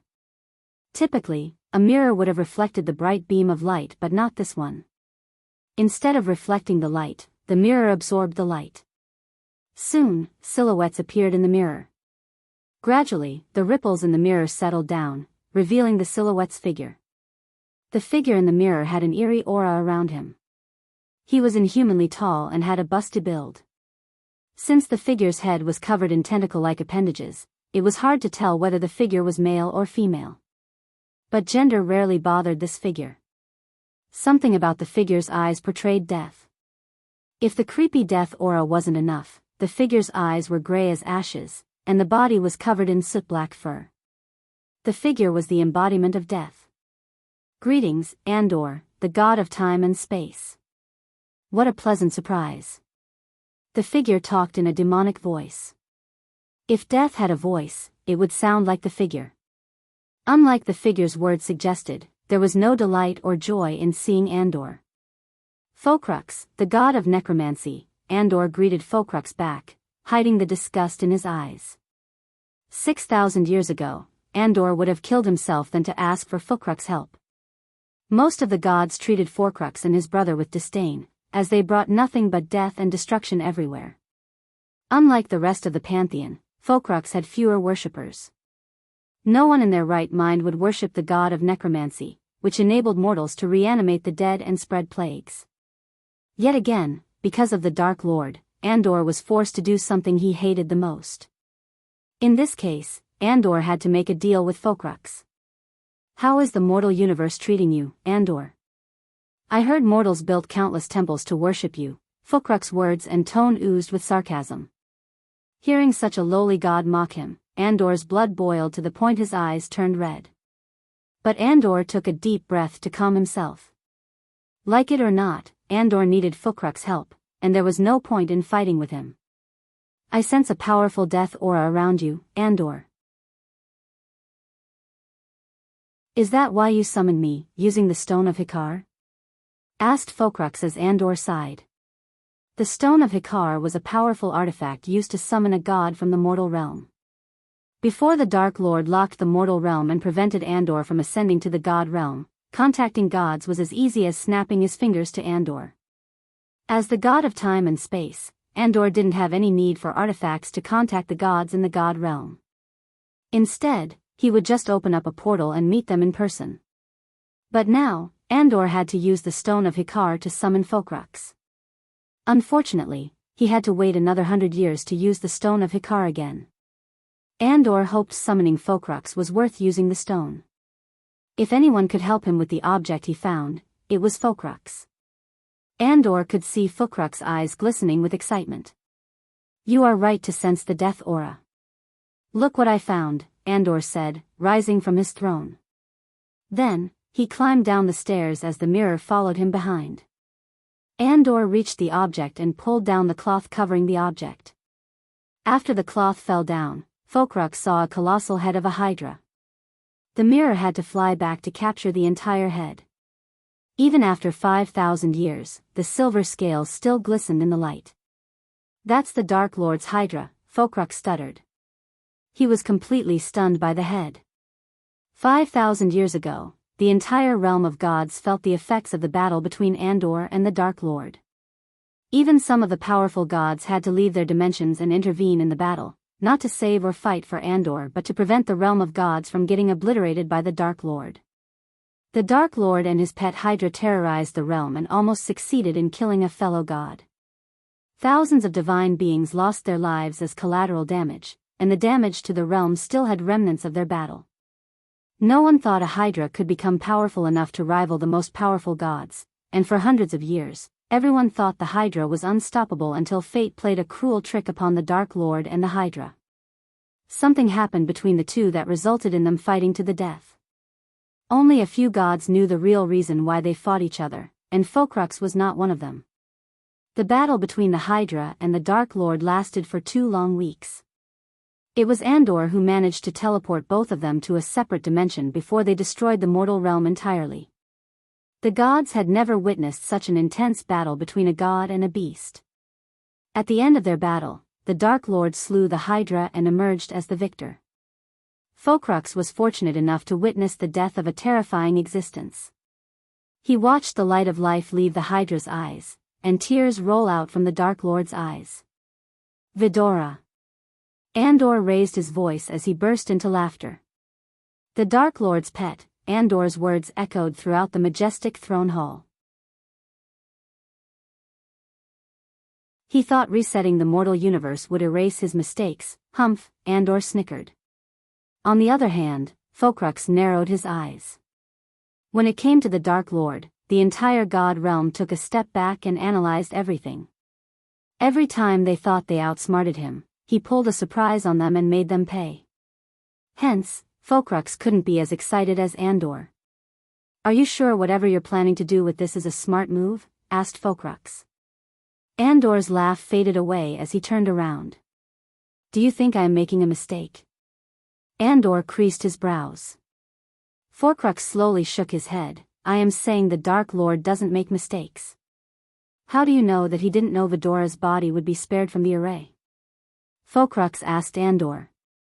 After the Dark Lord used the time array and locked the mortal realm, preventing the gods from entering it, many gods in the pantheon tried to break the array. However, they all failed and gave up. The only way to break the array was from within the mortal realm. In other words, only Andor could break the Dark Lord's array and let the gods enter the mortal realm once again as they were used to. Ha ha ha, Andor chuckled. If he didn't make any mistakes, why did he use the time array to reset the entire universe? I can agree that he doesn't make little mistakes, but instead, he made a gigantic one, and you are looking at it, said Andor. I am going to wake up to his worst nightmare. The last time they fought, this Hydra almost killed him. This time, I will make sure it doesn't fail. Andor patted the Hydra head. I assume that's where I come in. Andor nodded as Fukruk rubbed his clean-shaven chin for a brief moment. What's in it for me? If I want to help you take down the most insane and powerful god, you have to make it worth the risk. After all, we both know how far he would go to take down those who wronged him. Fukruk started the negotiation like a sly fox. Being a god didn't mean they all would be benevolent and merciful. Some of the gods made even the worst mortals look like magnanimous beings. There was a reason why the Dark Lord slew some of the gods and willed to wage war against the pantheon itself. He hated most of the gods to the core, and some gods would say he had all the right to hate them after what they did to him. The pantheon still believed some gods helped the Dark Lord achieve the things he did, but they found no traitors among them. Fukruk's words didn't surprise Andor at all. In fact, he expected the god of necromancy to ask something in return. You get to take the body of whoever falls in the battle. Hydra or the Dark Lord himself, you'll get to play with their bodies. Fulcrux' eyes sparkled as he almost drooled.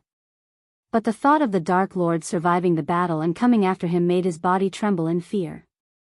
But if the Dark Lord survived somehow, he won't know you were involved. I know the drill. It's surprising how the gods have fallen. We used to fear no one, Andor snickered. Lots of things have changed, Andor. The realm of gods isn't what it used to be. You will know if you manage to break the Dark Lord's array, said Fulcrux.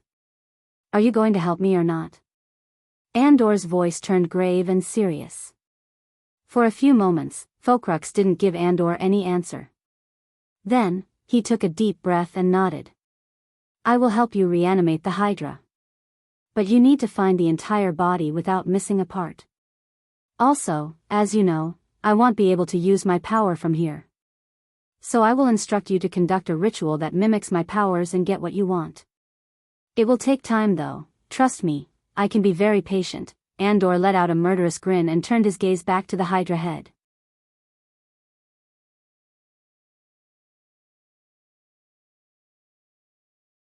Chapter 844. Leaving the demon's grave in the ash field, Michael watched the Skyhall soldiers dig up more and more caskets from the ground. Unfortunately, Vidora's body eluded his X-ray vision altogether. The body was far too deep in the ground. If Andor hadn't given Skyhall the exact coordinates, they wouldn't have unearthed Vidora's body in a million years. He knew everything that happened to the past Dark Lord, so Andor was able to exploit his mistakes. Having no idea Vidora's adult body was in the ground, Michael patiently watched the Skyhall dig up more caskets. He lingered above the dig site for almost an hour, and all the soldiers did was dig. I don't see a point hanging out here any longer, said Kane.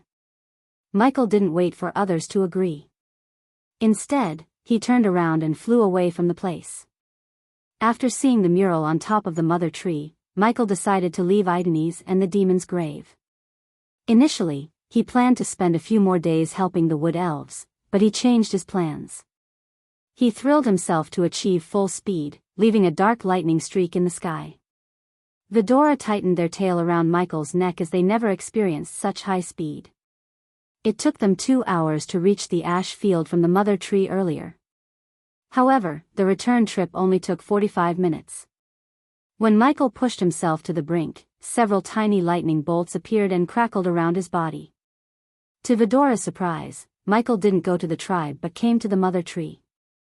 He landed right before the stone pillar, creating a shock wave around the tree. Why are we back here? Asked Sarba. Boom! Michael punched the stone pillar as it exploded into bits and pieces. All it took was one punch for Michael to erase his past self's mistakes. Honestly, Michael didn't think the past Dark Lord had made a mistake by killing Vidora. Although Michael didn't know the reason, he knew how hard it would have been for the past Dark Lord to kill Vidora. But no matter what, he wouldn't let history repeat itself, and he broke the pillar as a gesture of his promise to Vidora. Our past is meant to guide us, not define us. We must not give out past the power to dictate our future. Michael looked at his shoulder where Vidora was looking at the pebbles on the ground and said. They slowly flapped their wings to see Michael in the eyes. He is right, started Sarba. The past Dark Lord left this behind because he wanted us to see it and change our future. That's what I've been trying to tell you both. Kane rolled his eyes. Usually, Kane remained silent until his response was absolutely needed. However, when his siblings tried to grow a hatred toward Ghost, he immediately came out of his shell and tried to talk some sense into them. Sarba and Kane turned their gazes toward Iag. I am not mad at Ghost, idiots. I am just confused why they fought each other to death, said Iag. Whatever the reason might have been, we do not need to dwell on it, said Michael. Can we just stay here for a moment before we go back to the tribe? Sarba looked worried as Michael nodded and went to the mother's tree's edge. He sat down and put Vidora beside him. The two of them looked at the magical world before them in peace. As they drowned themselves in the beautiful sight, Vidora slowly approached Michael and jumped on his lap. Then, the three heads snuggled against Michael's stomach and tried to embrace him with their small wings.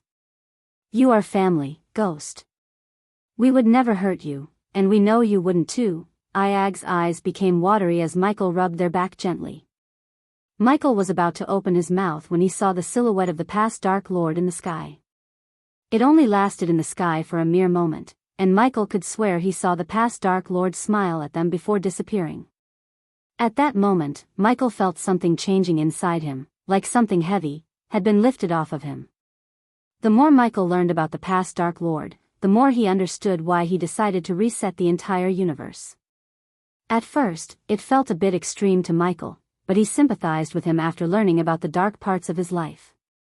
If he had lost Gaia and been forced to kill Vidora for some reason, he would reset the universe too. He wouldn't let that happen, no matter what. The two of them spent almost an hour on the mother tree before returning to the tribe. As usual, the wood elves greeted him with bright smiles and cooked meat since Taskin and the others could hunt efficiently using the crossbows. I hope you had a pleasant journey, my lord, Karat said as Michael sat on his throne. For a few moments, Michael didn't answer Karat. My lord, Karat called Michael again. He looked drowned in his own thoughts to Karat. What did you say? Michael asked, snapping back to reality. Is everything all right, my lord? Asked Karat. Thilv couldn't help overhearing Karat and approached the two of them while Taskin was helping the other crossbow bearers perfect their aims. It will be soon, said Michael. Then, with a flick of his wrist, Michael took out the copper ring and the silver coin he snatched from the panther. Like a magnet pulling the iron closer, the copper ring pulled the silver coin almost instantly. Ding! The silver coin hit the copper coin. Michael felt the copper ring frantically vibrate as the silver coin radiated a dim glow.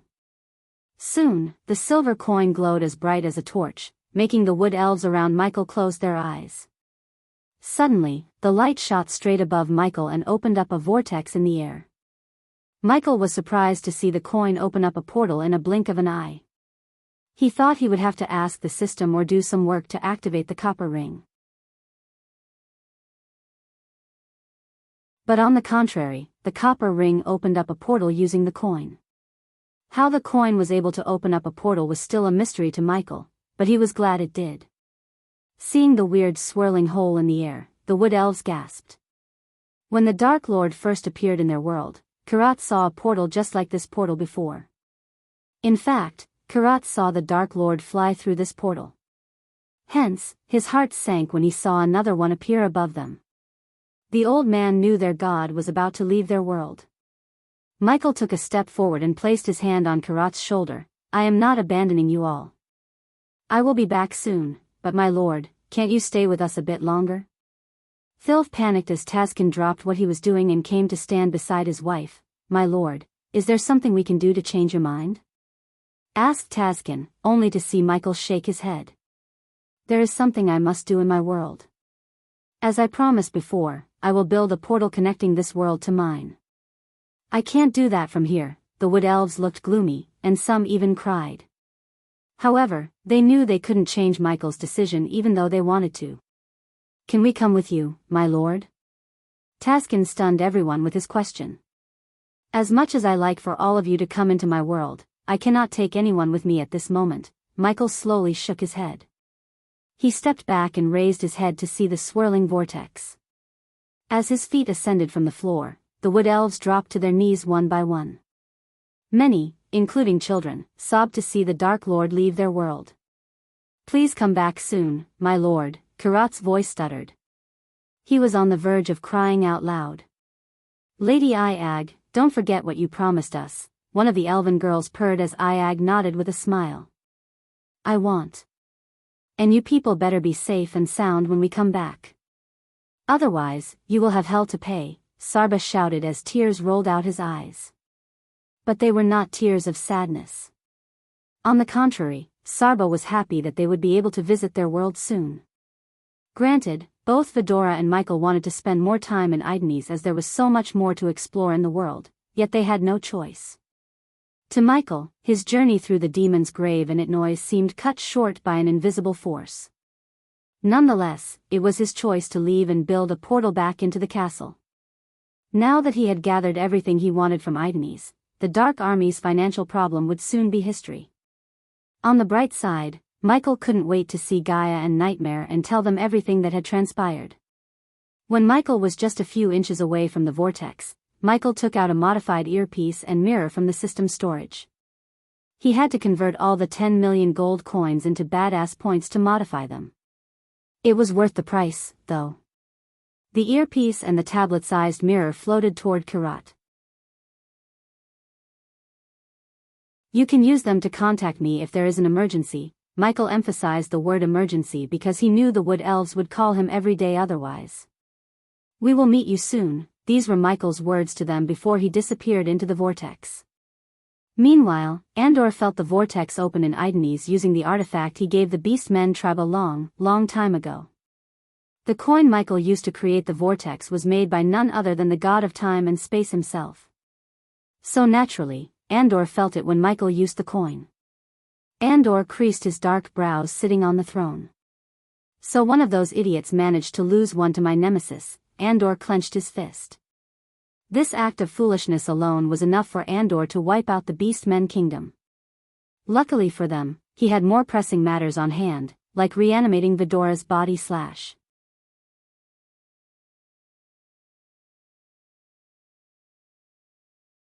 Chapter 845 Fourth Armor Piece. I don't care what the fuck you do, but I want him found yesterday. You understand? I am this close to murdering all the guardians I can find. Gaia stomped the ground. She stood in the surveillance room in the dark forest and contacted all the subordinates at the same time, except Saber and Adelia. If he is in the southern continent, I will find him, said Tiberius. My girls are doing everything they can, my lady, Sadie started, only to get interjected by Gaia. It's not enough. I want meet Ghost empty-handed. That fucker Noah destroyed both the prototype and the weapon. Even the blueprints are gone.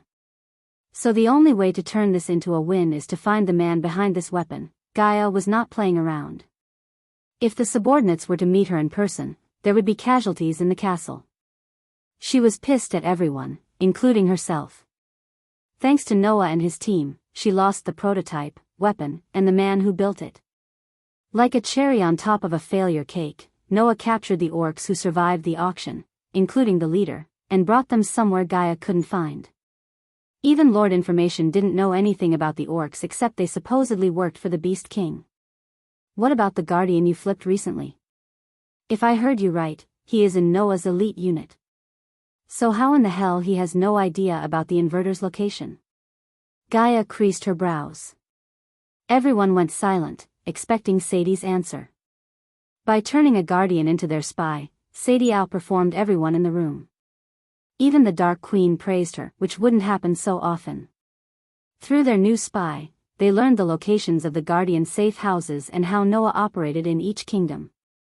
However, even Noah's elites didn't know where he kept Hammond. He has no idea, my lady. It seems like Noah doesn't trust his own people enough to disclose the location. We might have a chance if we track down the Han-Torum dwarves, Sadie suggested. Do you think I don't know that? The vamps are searching for them as we speak. But those bearded dodo ducks are good at hiding. After Noah's little fiasco, they went dark. If they were good at something besides building, it's hiding, the subordinates nodded in agreement. After a few more minutes of roasting all the subordinates, Gaia dismissed them.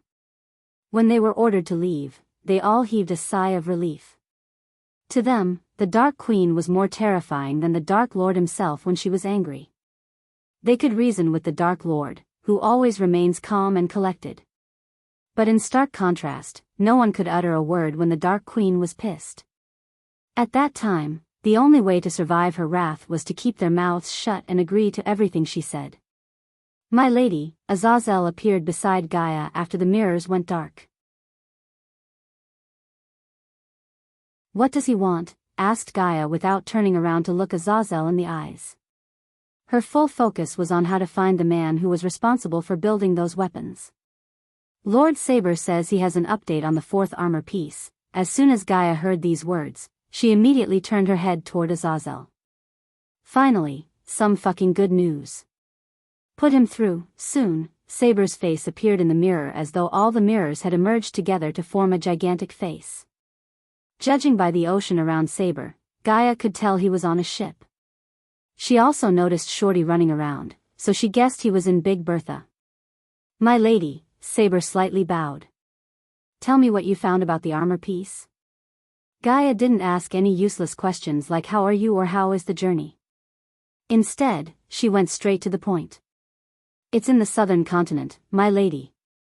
To be precise, it's in Myril. The man I interrogated told me his family helped bring in 2 crates of ancient artifacts to the southern continent.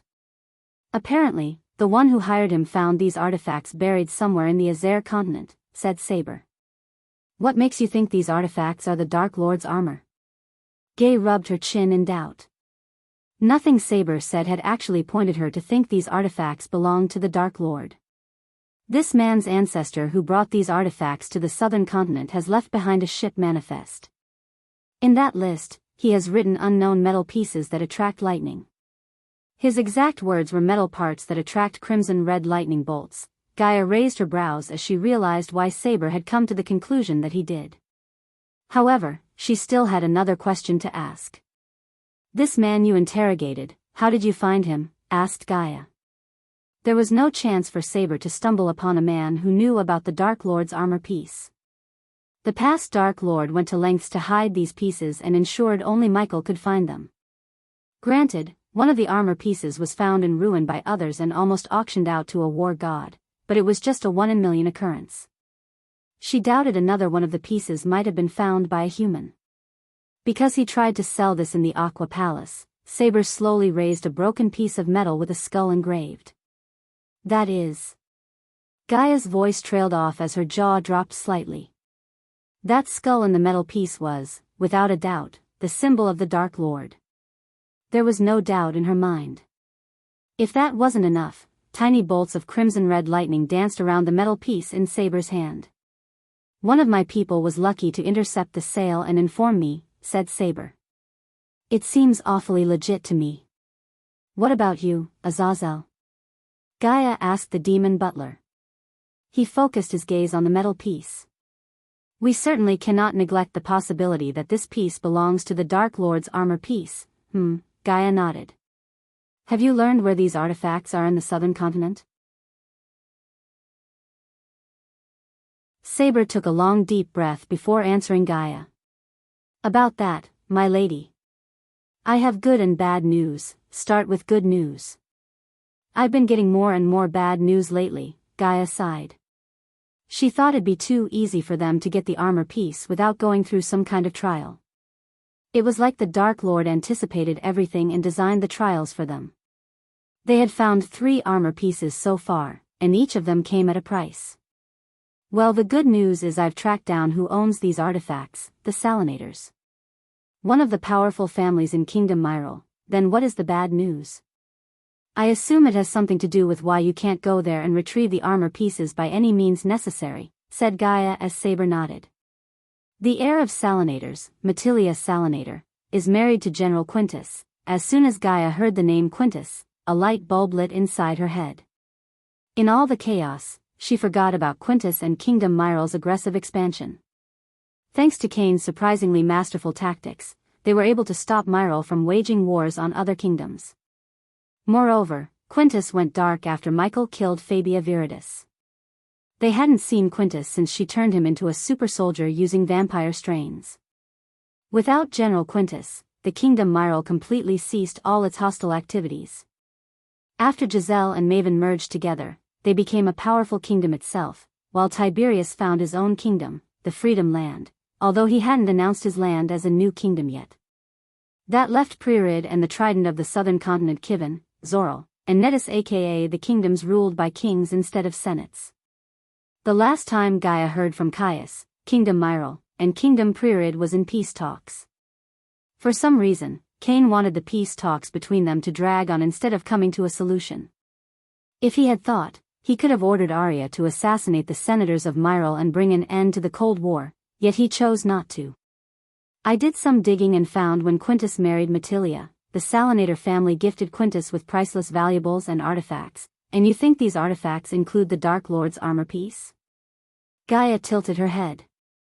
Yes, Saber frowned. Judging by the dark lines on his forehead, Gaia guessed they couldn't simply go to Quintus' home and take the armor piece by force. Tell me what the problem is, asked Gaia. Matilia is a regular customer to a noble bathhouse where one of Sadie's girls is working. To the rest of Myril, Quintus has taken personal time, but according to his wife, he disappeared along with many of the family artifacts.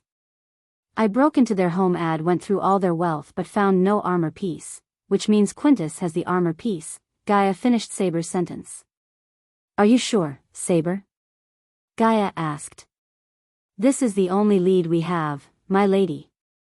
I'd say we should chase it down. Gaia took a few long moments to think about this. By destroying the prototype and the weapon right under her nose, Noah caused a huge blow to her mindset. She started to second-guess everything she had planned, which was very unlikely of her. It didn't only affect her but also everyone in the Dark Army. Go ahead, but if you sense something is amiss, get out of there immediately. We cannot deny the possibility this might be an elaborate trap designed by that son of a bitch. Noah, don't worry about me, my lady. I lived long enough to outsmart a human, Saber snickered as Gaia slowly shook her head. Do not underestimate Noah. I underestimated him, and as a result, I have failed the Dark Lord. Saber was actually surprised to see the graveness in her voice. To be honest, he had never seen her like this. I will take your advice to my heart, my lady. Now with your permission, I'd like to dismiss myself. Talk to Tiberius. He was tracking down Quintus, and he might have an idea about Quintus' location, said Gaia.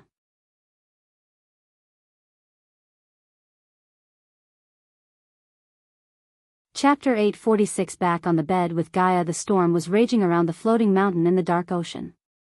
As the storm grew more violent and powerful, the wind blew past strong enough to pick up a man and fling him to the briny waves. Several tornadoes formed in the sea and slowly moved toward the mountain.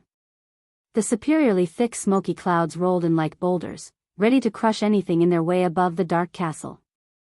The darkness was engulfing and seemed to consume any speck of light entirely. Any last hope was gone. The merciless winds caused the enormous waves to rise like giant sea monsters. These waves almost touched the very bottom of the floating mountain. Every wave erupted like a raging volcano. The lightning storm joined the party and decorated the sky with streaks of lightning. Except for the vampire guards who were tasked to patrol the floating mountain, everyone else took shelter inside the castle. While the storm was raging outside, Gaia sat beside the window and watched the storm outside. She tightly held a cup of hot coffee Raylene had made her. Without Nightmare and Michael, she felt lonely. For some reason, Nightmare chose to fly through the tornadoes to hone his flying skills. But she knew he just came up with an excuse to spend some time alone. It wouldn't take a genius to tell Nightmare missed Claire and the Sunrise sect. He didn't miss them much when Vidora was there to keep him company. Since Vidora left for the demon's grave with Michael, they both felt lonely. She didn't blink as she stared at the storm through the foggy window. Her fingers moved toward the window without her control, writing the name Michael on the glass. Soon, the words disappeared in the fog as she leaned on the window. Like a bird flying out of its nest, her thoughts flew away from the room. The temperature within the hot coffee dropped by several degrees and started to turn cold coffee. Ever since she lost the prototype and the weapon after so much preparation and planning, she lost her appetite. During the last couple of days, Raylene became another mother to Gaia. She made sure Gaia's been eating and drinking well despite her lack of appetite.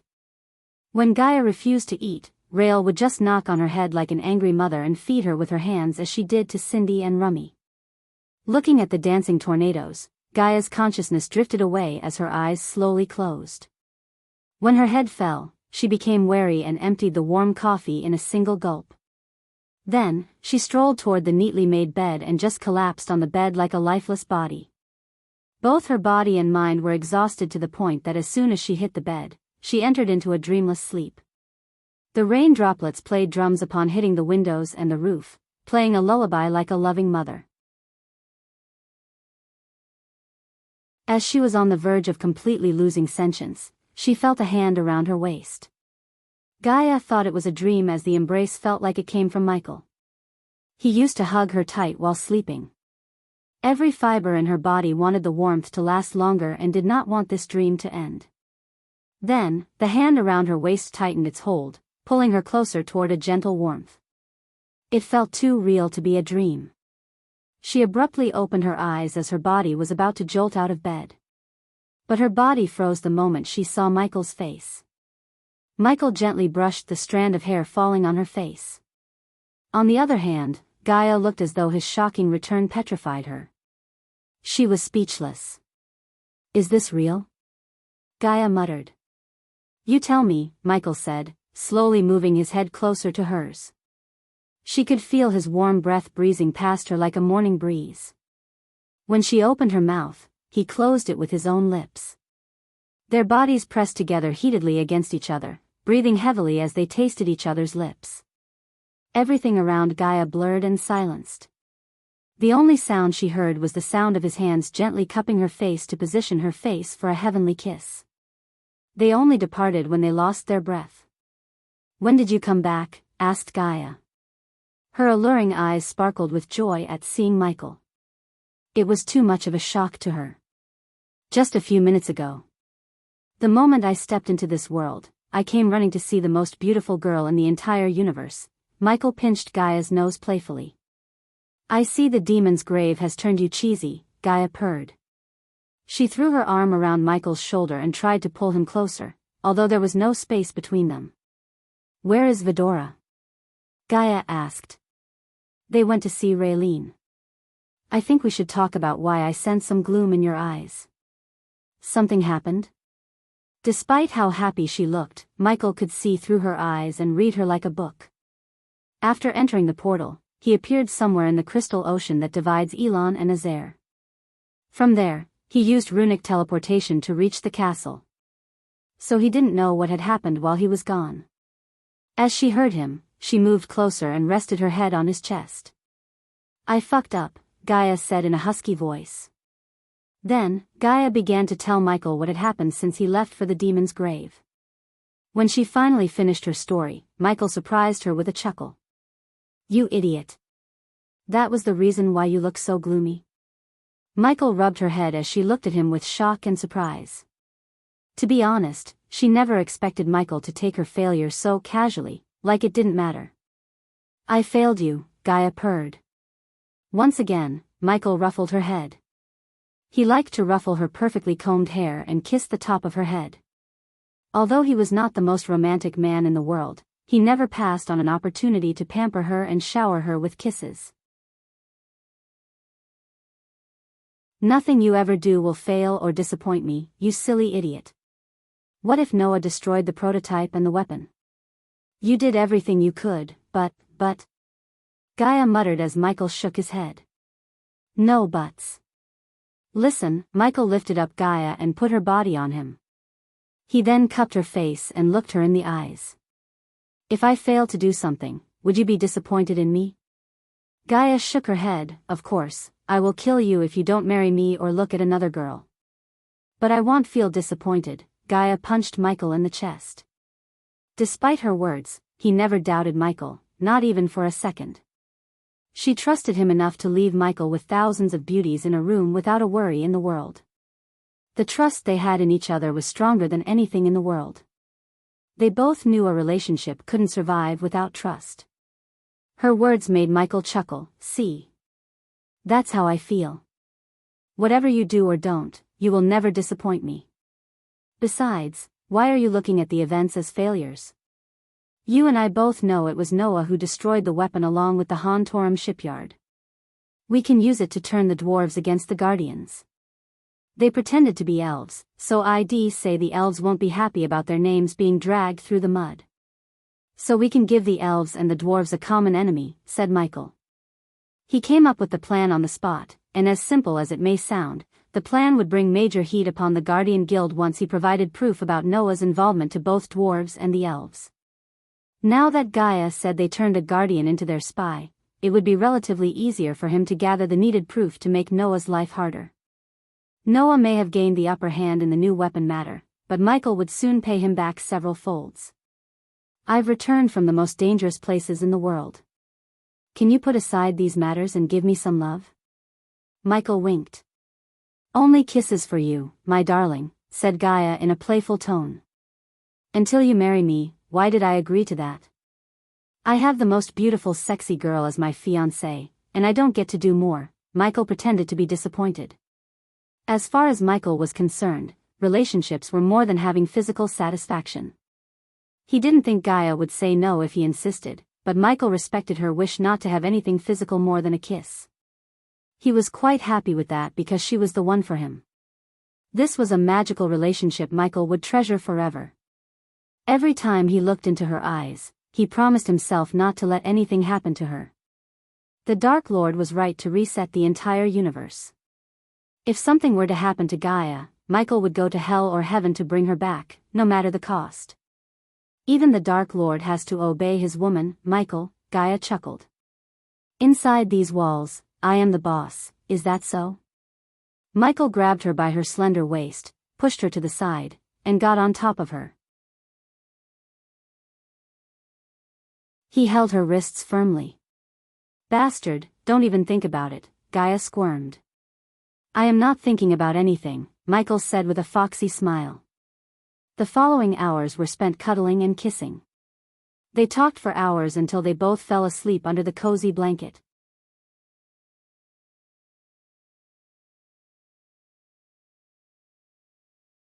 Chapter 847 Salisi, the Queen of Nagaland. A few days ago, in a spacious hall with a ceiling 20 feet high, designs of fruit and flowers were carved into the molding, and small, fat children with wings looked down at the marble floor from every angle. Vases of blossoms gave off a cloying scent that made my eyes itch. The hall had a square oak table in the center with numerous comfy chairs to sit in. Since there were no windows, sun rays could peek into the room. Instead, a magnificent chandelier hung above the oak table, brightening the hall with its golden light. The dark brown walls made of wood perfectly complemented the marble floor, though one would think the combination wouldn't work. The only way to get in or out of the hall was the steel door with countless runes engraved in it. Seconds became minutes, and minutes turned an hour when the door finally creaked open. Zanali stepped into the hall and strolled toward the table. They'll be here soon, Mother, Zanali pulled out a chair and said, looking at the door. Then, a tall, graceful woman dressed in majestic red robes. Her hourglass figure sat well on her wafer-thin body. She had a complexion of an impeccable golden hue. Her pencil-thin eyebrows eased down gently to her black, beetle's leg eyelashes. A sculptor could not have better fashioned her seraph's ears and pixie's nose. Filed to perfection, her rose-red fingernails ran through her fiery red hair. Spools of it plunged around her photogenic face and hid a swan's neck, elegant and smooth. This woman was born to draw attention toward her, and it was hard not to look and give her full attention. When she opened her mouth to answer Zanali, her beguiling, oyster-white teeth lit up the room. She was the ruler of Nagaland and Zanla's mother, Salisi Hearthill. Even after marrying the king of Nagaland, she kept her last name without changing it as any woman would have. Once Salisi settled down, people began to enter the hall one by one through the door. At first, some elves arrived, then some dwarves, orcs, and humans. At last, a group of orcs with books the size of a newborn baby entered the hall and took their seats before the table.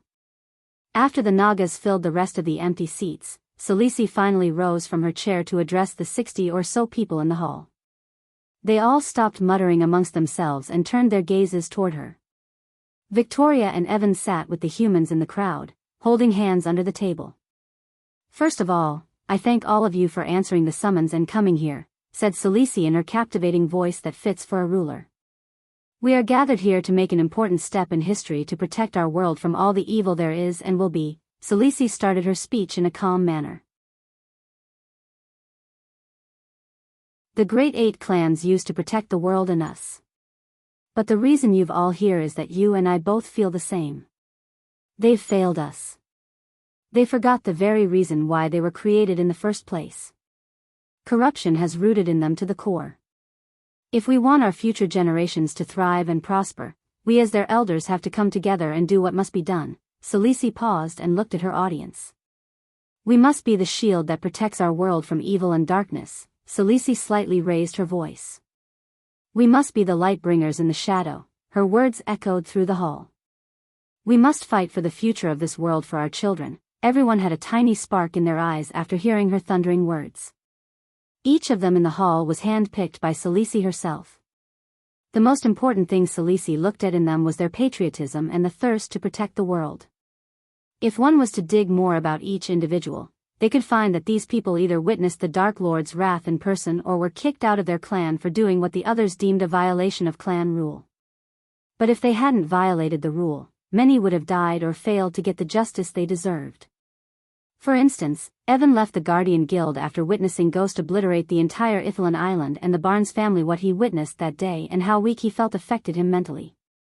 For almost a year, Evan fought the traumatic experience and took the path to self-destruction. At one point, he wanted to kill himself so he could stop hearing all the cries for help. As a godsend, he had Victoria and Zanali. Evan would have been inside a casket 6 feet deep if it weren't for them.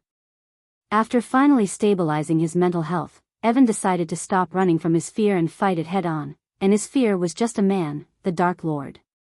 So when Zanali told him about Sales's plan to fight the Dark Lord, he agreed without a second question. Just like Evan, every single one in the hall had a story. Some were affected by the Dark Lord's actions in one way or another, while some had a strong moral sense to fight evil and protect the world. Since all the Great Eight clans made sure the biggest evil in the world was the Dark Lord, they naturally felt inclined to fight the Dark Lord. Instead of giving a long speech about who I intend to fight, hopefully with your support, I will show you what he was capable of and what he will do to us if we do not fight. Salisi flicked her wrist as a cube materialized on the table's center. A dim light shot out of the cube and formed the image of an island. The images changed from uniquely built buildings to people laughing with their children on the streets. Those who realized where these images were taken clenched their fist and prepared them mentally. Almost everyone knew what was about to happen except for the orcs, who lived most of their lives in seclusion. Then, as they guessed, the beautiful island became a battlefield. The people saw everything they admired burning as dead bodies littered the ground. One by one, the images showed how brutal the last couple of days were for Ithalan. Thousands of mothers lost their sons and daughters. Thousands of children lost their fathers and became orphans, and thousands lost everything they had and had to beg for refuge in the nearby kingdoms, said Salisi as the images continued to vex their minds. Only one man was responsible for all of the death and destruction, the Dark Lord. As soon as Salisi uttered the name, the entire hall went silent. But unlike most of the population, the people in the hall seemed furious rather than afraid of Michael. Some of those who lost their loved ones in Michael's war against Ithalan clenched their fists to the point their nails sank into their skin and started to bleed. As we all know, the great clans did nothing to bring him to justice. They are busy doing their politics and fixing their public image. That's one of the many reasons why I want to form a defense against the Dark Lord in the shadows. Because to fight evil such as him, we need to get our hands dirty, said Salisi as Zanali sighed inside. A year ago, if her mother proposed to build another order in secret to fight against the Dark Lord, she would have outright rejected it or tried to talk her mother out of it. But after witnessing all the death and destruction caused by the Dark Lord firsthand, Zanali learned the hard way that her moral views do not apply to him. Evan slowly raised his hand. Evan, right? Salisi turned her gaze toward Evan. He nodded and continued with his question. Let me get this straight. Are you telling us that we have to find a new clan or an order outside the Great Eight clans? Asked Evan. Our new order doesn't need to be separate from the Great Eight clans. As you may have noticed, some of you are in one of these clans. You don't have to leave your clan to fight just like I don't have to leave my throne. What matters is we are in this together, and we must focus on one thing, putting an end to the Dark Lord's reign before it begins. In other words, you want us to be double agents. Victoria's question followed Sales's explanation. I don't want you to be anything. You are allowed to leave if you want to. I am prepared to put my life on the line to ensure my children and the future generation get to live in a world without any fear of the Dark Lord and his evil aura. The question is, will you do the same? Salisi asked Victoria. It wasn't Victoria who answered the question but Evan. I can't talk for the others, but I had enough of Ghost and his cruel reign of terror. I watched him slaughter thousands of soldiers for what? Revenge? No, Evan shook his head, he wanted to quench his thirst for blood. There was a time I said to myself he is not that bad, Evan shrugged. Yes, he was not bad. He was evil. I saw the look on his face when he slaughtered Maxim Barnes, his wife, and his daughter. He enjoyed their pain and suffering. To this day, there are people who still suffer because of him. I, for one, will not stand aside and let him continue to terrorize the world I want my children to grow up in. So yes, I will put my life on the line and fight him to death. Evan banged the table as Salisi smiled, looking at the people around Evan who agreed with him. Despite their racial differences, everyone in the hall decided to form a vanguard against the Dark Lord. 5,000 years ago, what started as a mere group of 70 members grew into a shadow clan that rivaled the Great Eight clans. Like it or not, history had a tendency to repeat itself.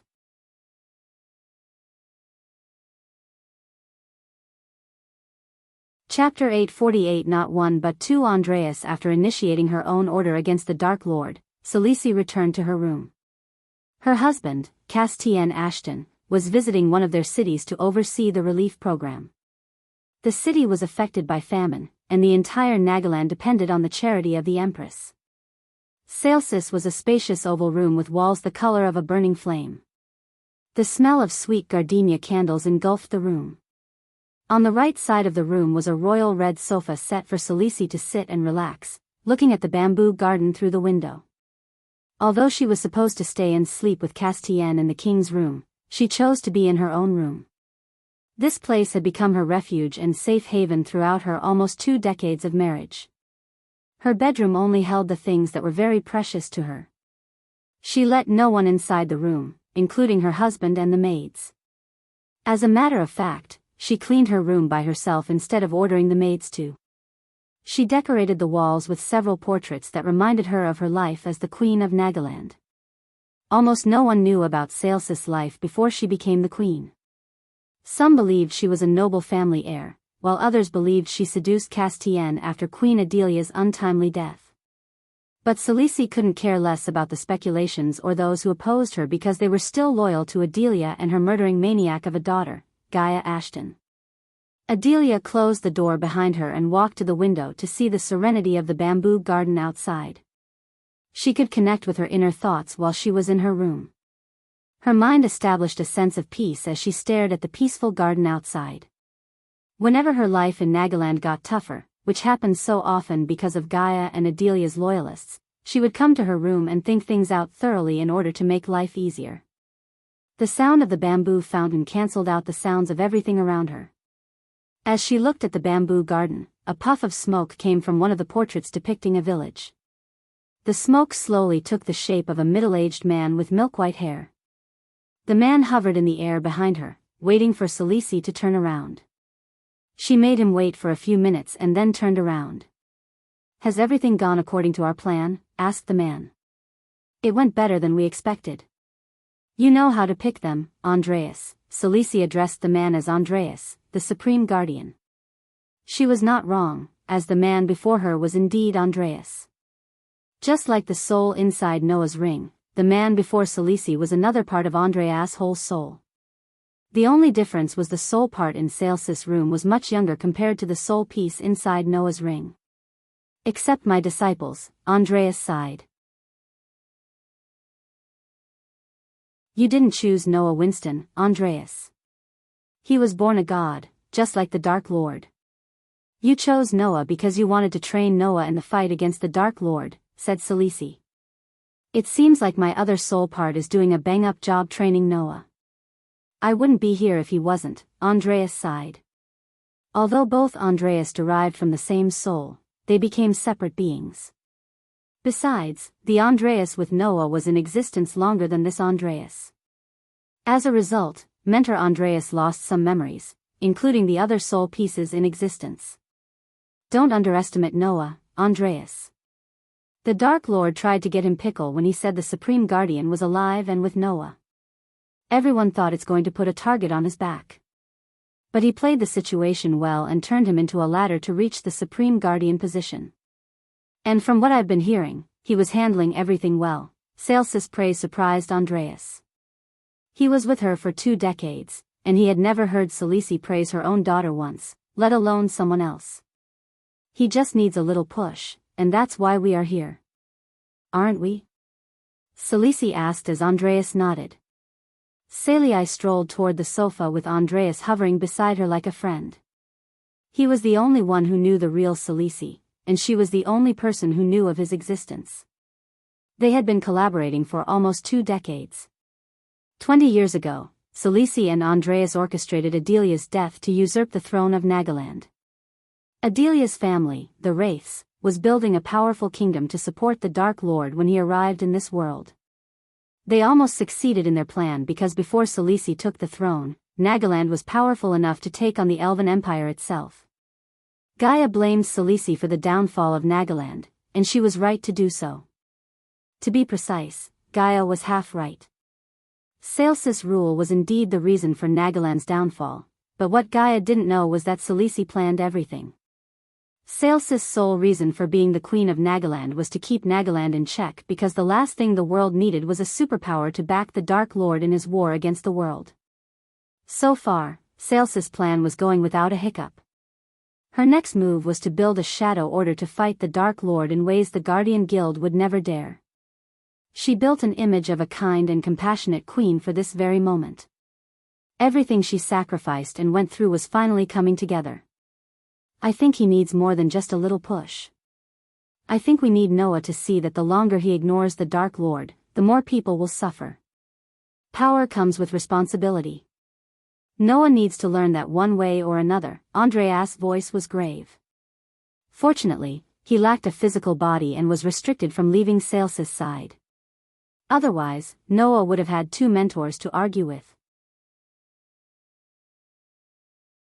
Noah thought his current mentor was pushing him hard toward fighting the Dark Lord, but he didn't know how bad it could have been if this Andreas had been inside Noah's ring instead.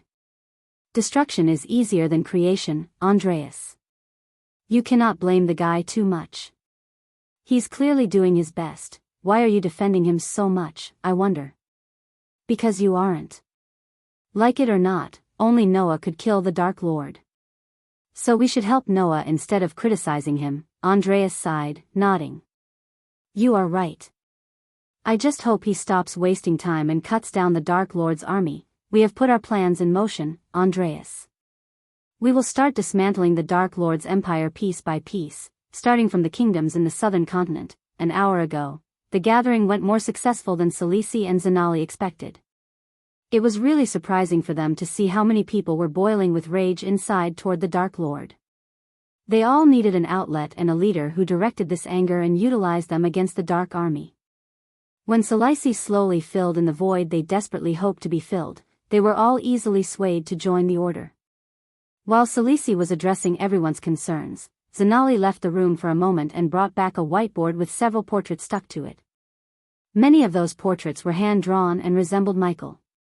Surprisingly, some of them highlighted the Olympus around Michael's wrist. The people in the hall turned their gazes at the whiteboard and the portraits.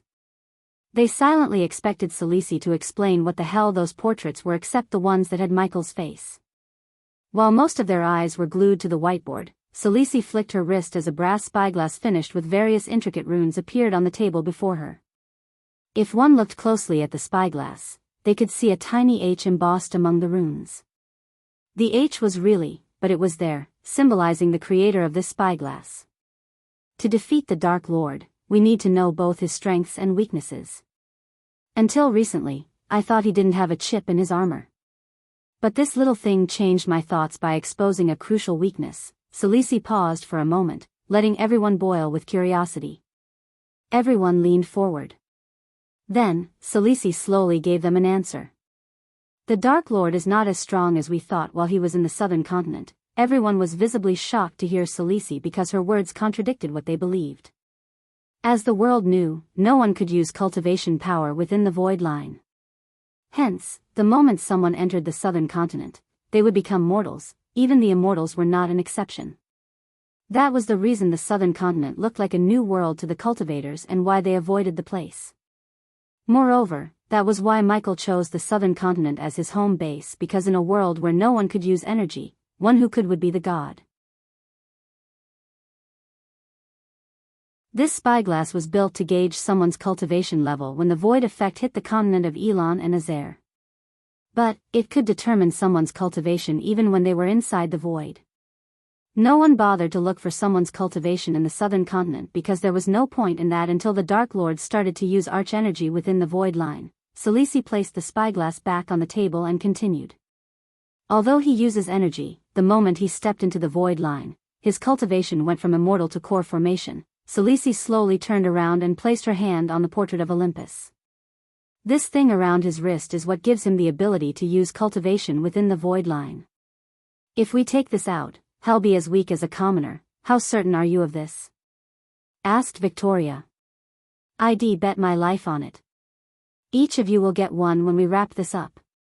So if you don't believe me, you are welcome to take this and monitor the Dark Lord from one of our safe houses.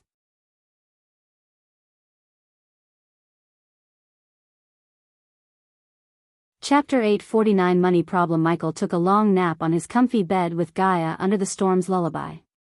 Even after the storm had disappeared, the sky was still dark and gloomy, leaving only clusters of drizzling gray clouds. The Dark Army and everyone in the castle didn't know the Dark Lord had returned from the demon's grave. So it was just another day for them. When Michael finally opened his eyes, he saw Gaia curled up under the warm blanket attached to him like a koala bear. He slowly pulled away her hands and left the bed while trying his best not to wake her up. As usual, Michael entered the bathroom attached to his bedroom and took a long bath. Although he kept his body clean using arch-energy, he was accustomed to taking baths. Then, he wore a new set of round-neck full-sleeve shirt, long coat, trousers, and boots. Of course, everything was in black, as he liked. After a long time, Michael had 2 swords on his back, forming the shape X. Standing before the 6-feet mirror, Michael combed his hair, rolled his sleeves to his elbows, and left the room. Good morning, Gaia purred as she slowly woke up from her sleep. She rubbed her eyes and stretched her arms above her head. Michael stood there as Gaia came to him, pecked him on the cheek, and went inside the bathroom to take a bath. He waited for her outside. While waiting for her, Michael took out an empty parchment and a quill.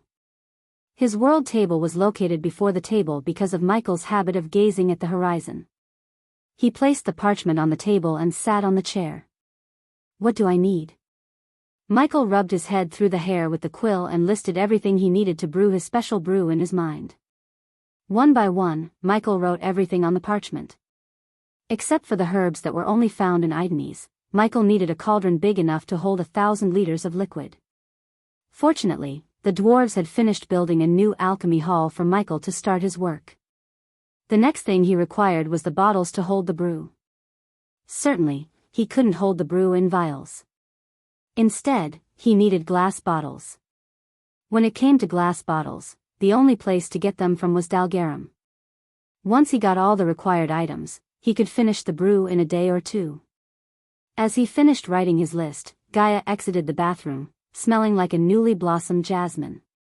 Once again, she kissed him on the cheek and unsheathed his swords without noticing the parchment in his hand. The sword almost slipped out of her hand, but she managed to grab it by the hilt with both her hands in time. Bloody hell. It's heavy, Gaia gasped. She had to use a bit of her strength to lift the sword back into the air and swing. Careful, Michael warned Gaia. Now that you can forge weapons, why don't we visit this magic forge of yours and forge something for me? Asked Gaia while swinging around the dark sword. Do you have something in mind? Michael asked Gaia. Yesterday when Gaia told him everything that happened, she seemed particularly intrigued by the Death Kiss crossbows which reminded Michael of handguns. With his inventor and blacksmith traits, he planned to fuse energy and his knowledge of modern weapons to create new kinds of weapons. Equipping Big Bertha with torpedoes was the first step in that plan. Maybe, Gaia nodded. Michael finished his list and put it inside his coat pocket. Then, he stood up from the chair. Let me guess, you want something like the Death Kiss crossbows? Looking at the glowing smile on her face, Michael could tell he had guessed it right. She then came to him with the dark sword on her shoulder. Can you make me one? I can make one better, Michael casually shrugged. Given the right materials, Michael would forge better weapons. Unfortunately, most of the weapons in his mind required special runes that could only be bought from the system. So he had to postpone forging new weapons until he could settle the debt. Besides, a portal was required to reach his forge, and he was nowhere close to building one. He wasn't an expert in portals, but he knew it would cost him millions which he didn't have. They were in dire need of gold coins. Hopefully, Michael could get his new revenue stream up and running. Otherwise, they would be in big trouble because although the Dark Army was loyal to him, loyalty wouldn't fill their bellies and keep their needs in check. But you have to wait for some time. First, we need to fix the financial side of things. Gaia rolled her eyes, giving him an it's about time look.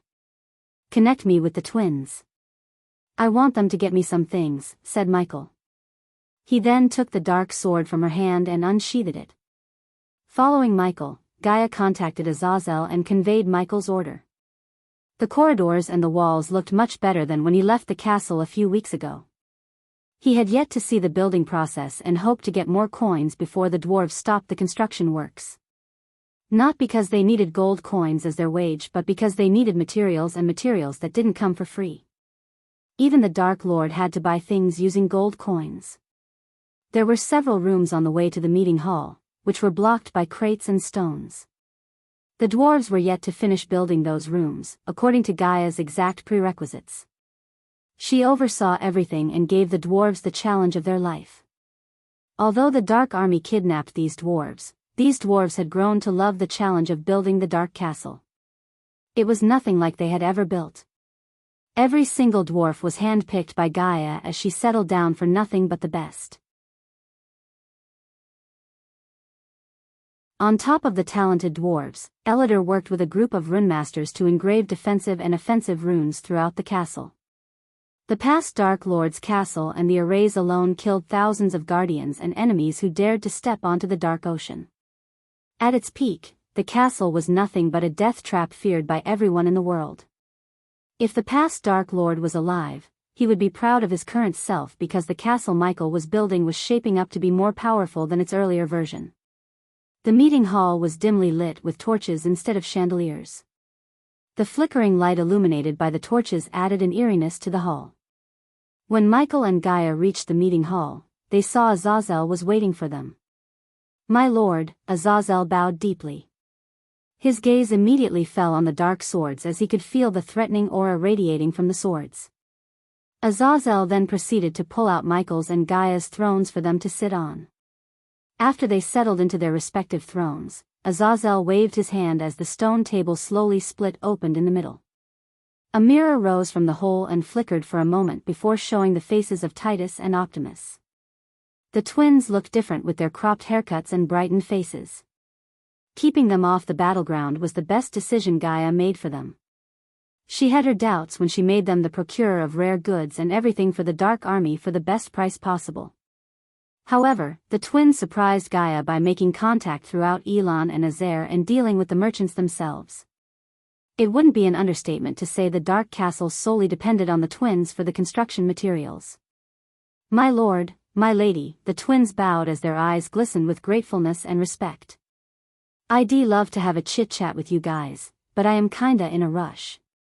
So let me cut to the chase. I need everything on this list as soon as possible. Michael took out a parchment and raised it so the twins could take a good look at the things he had written on the yellow parchment. Titus quickly scribbled everything down on a piece of paper. Thanks to their experience, Titus and Optimus were able to give Michael a rough estimate of how much everything on the list would cost him. My lord, if we are to get everything you want, it's gonna cost at least 50 million. Gaia's brows arched up as she snatched the parchment from Michael's hand and read everything from top to bottom. What in the hell would cost 50 million? She muttered. But when she saw the epic class cauldron, the largest size, Titus' words made sense to her. Why stop for epic? Just write down you need legendary class. Gaia said sarcastically. Titus and Optimus scratched their heads, looking at the Dark Queen bicker with the Dark Lord himself. She was the only person in the entire army who had the guts to yell at him. Believe it or not, this was one of the many reasons the subordinates trusted the Dark Lord more than the Great Eight clans, because an evil person, as they claimed, would never sit there and listen to a woman yell at him. On the contrary, they knew only one with a kind heart and humanity intact would respect and listen to his female counterpart. Whatever. Just get him what he needs. I assume you two need some time to locate everything on the list, Gaia asked as the twins nodded. Give us 5 days, my lord, asked Optimus. We need time to get the coins for the items. Gaia leaned closer to Michael and whispered into his ears. Michael nodded. Getting the coins they needed was Gaia's specialty, and she had done a better job than he ever could have. Hence, Michael trusted Gaia to deal with it as she always did. She already started to rub her chin, formulating a plan inside her head. If the twins were right, they needed 50 million in 5 days. Then I expect you to report to me in 5 days, said Michael.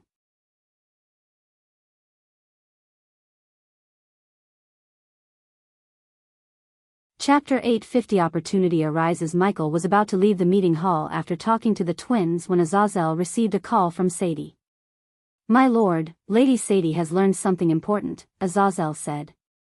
Put her through then. Michael motioned him to connect Sadie to the mirror before them. Azazel nodded and flicked his wrist as the mirror flickered for a moment before showing Sadie's face. Sadie was pleasantly surprised to see Michael without his mask or the usual black armor. His current attire reminded Sadie of the time she first met him. At that time, she was far stronger than him. Everything felt like a dream to Sadie. In such a short time, the cocky guy she met at the Heavenly Gate competition went from Foundation stage warrior to the Dark Lord who was at the Immortal stage. Looking at Michael's charming face, her cherry-red lips curled upwards, radiating a bright smile. My lord, Sadie grabbed her long sky-blue skirt and curtsied Michael. How are you, Sadie? Michael asked with a gentle smile. I am perfectly fine, my lord. Thank you for asking. Michael nodded. Sorry to break the reunion, but tell us, what have you learned? Gaia interjected. It was not like Gaia was jealous or something, but she didn't like wasting time when they had to earn 50 million in 5 days. Time was of the essence.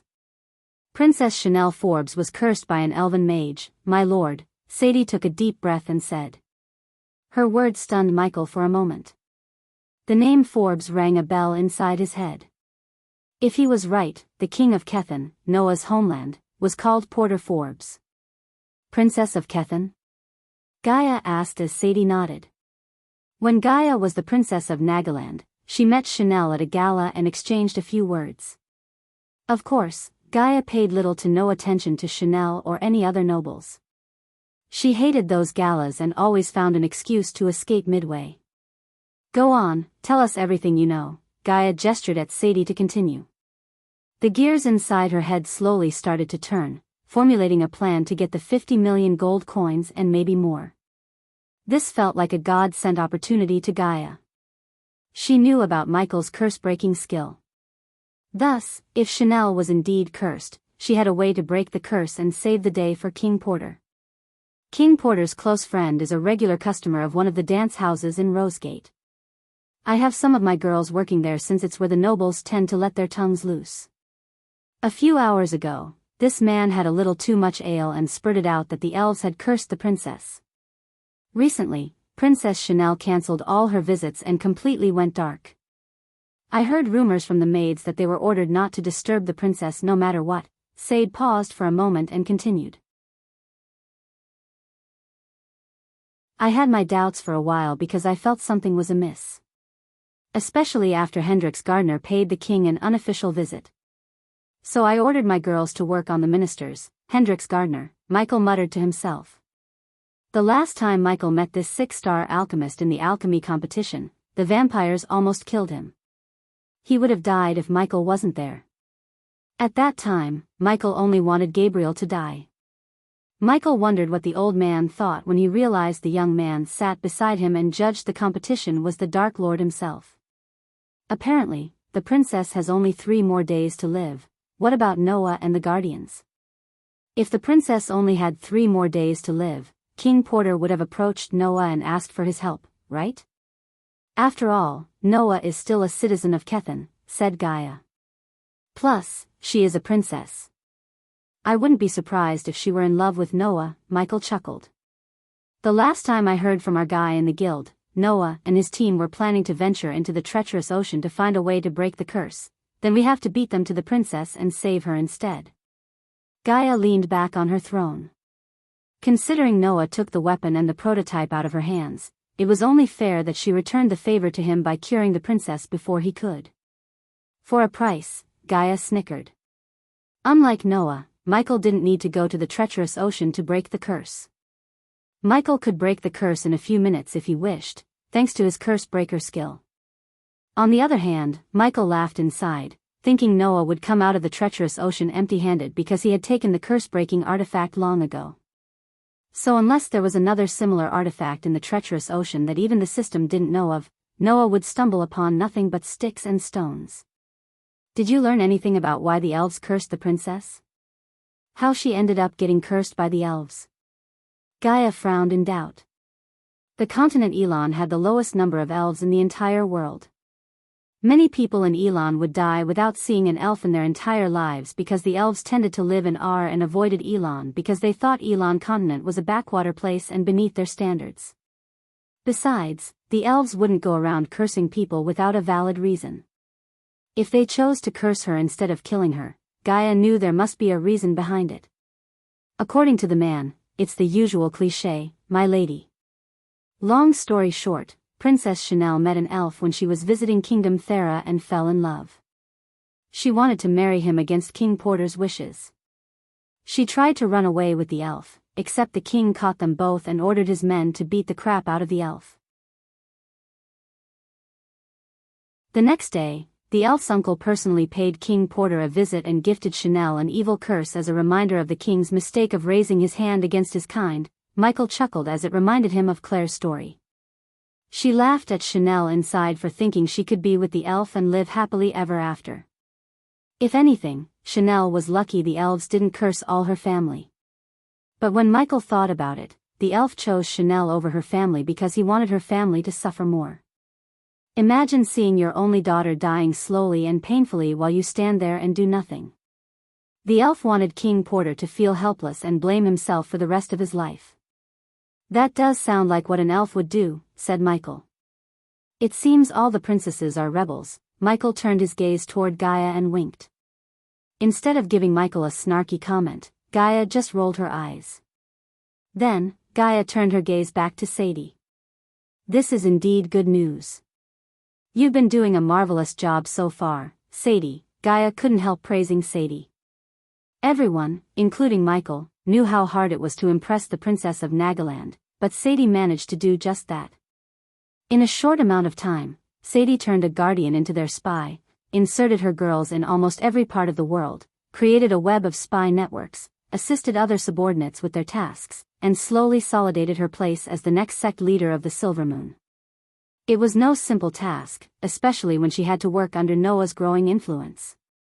It's my pleasure to serve you, my lady. Sadie bowed her head and opened her mouth for a moment before closing it. She looked as though she wanted to say something but didn't know how to. Both Michael and Gaia noticed Sadie's change in behavior. Is there something else you want to share, Sadie? Michael asked her. Sadie looked at Michael and Sadie for a few moments before taking a deep breath. Yesterday, I had a meeting with a guardian. She attended the tea party arranged by Alvaro's aunt, one of the elders in Silvermoon. The questions she asked me and the way she looked at me just left me with a bad feeling, said Sadie with a worried tone. Alvaro is our inside man, right? Michael asked Sadie to see her nodding. Lord Saber warned us about her visit. So I was prepared. Still. Sadie's words trailed off. Should I put a hit on her through Arya? Gaia asked, but Michael shook his head before Sadie could give her answer to Gaia. For now, act like nothing happened, Michael said to Sadie, turning his head to look at Azazel. Tell Trista to send one of her minions to shadow the guardian who met Sadie, my lord. Sadie interrupted Michael as he turned his gaze back to Sadie. She is going to the treacherous ocean with Noah, Sadie muttered. Michael rubbed his stubble beard for a moment until he found a way to deal with this annoyance.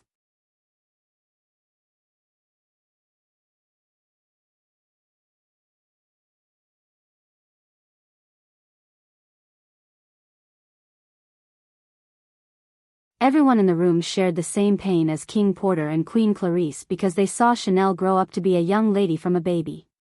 They loved the princess like she was their own. Unlike the royal courts, everyone loved Porter Forbes. He was a kind and benevolent king. The old man's voice stuttered as he couldn't say what he really wanted to. Everyone who checked Chanel had told them one thing: the curse cannot be lifted.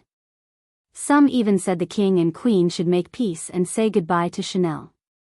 King Porter's last resort was the guardians, but even though Noah was a god, he lacked the powers to perform the miracle of lifting the curse. How can I? The king muttered. Arg. Suddenly, Chanel began to scream and frantically wriggled on the bed. Queen Clarice quickly wrapped her slender arm around Chanel's waist and stopped her daughter from rolling out of bed. Meanwhile, Porter grabbed Chanel's legs and tried to lessen her squirming. Princess Chanel's scream echoed through the room, making everyone shudder. The way she screamed and shouted really made them want to leave the room as soon as possible. They weren't strong enough to stay there and see the princess in agony. Princess Chanel continued to suffer for almost an hour.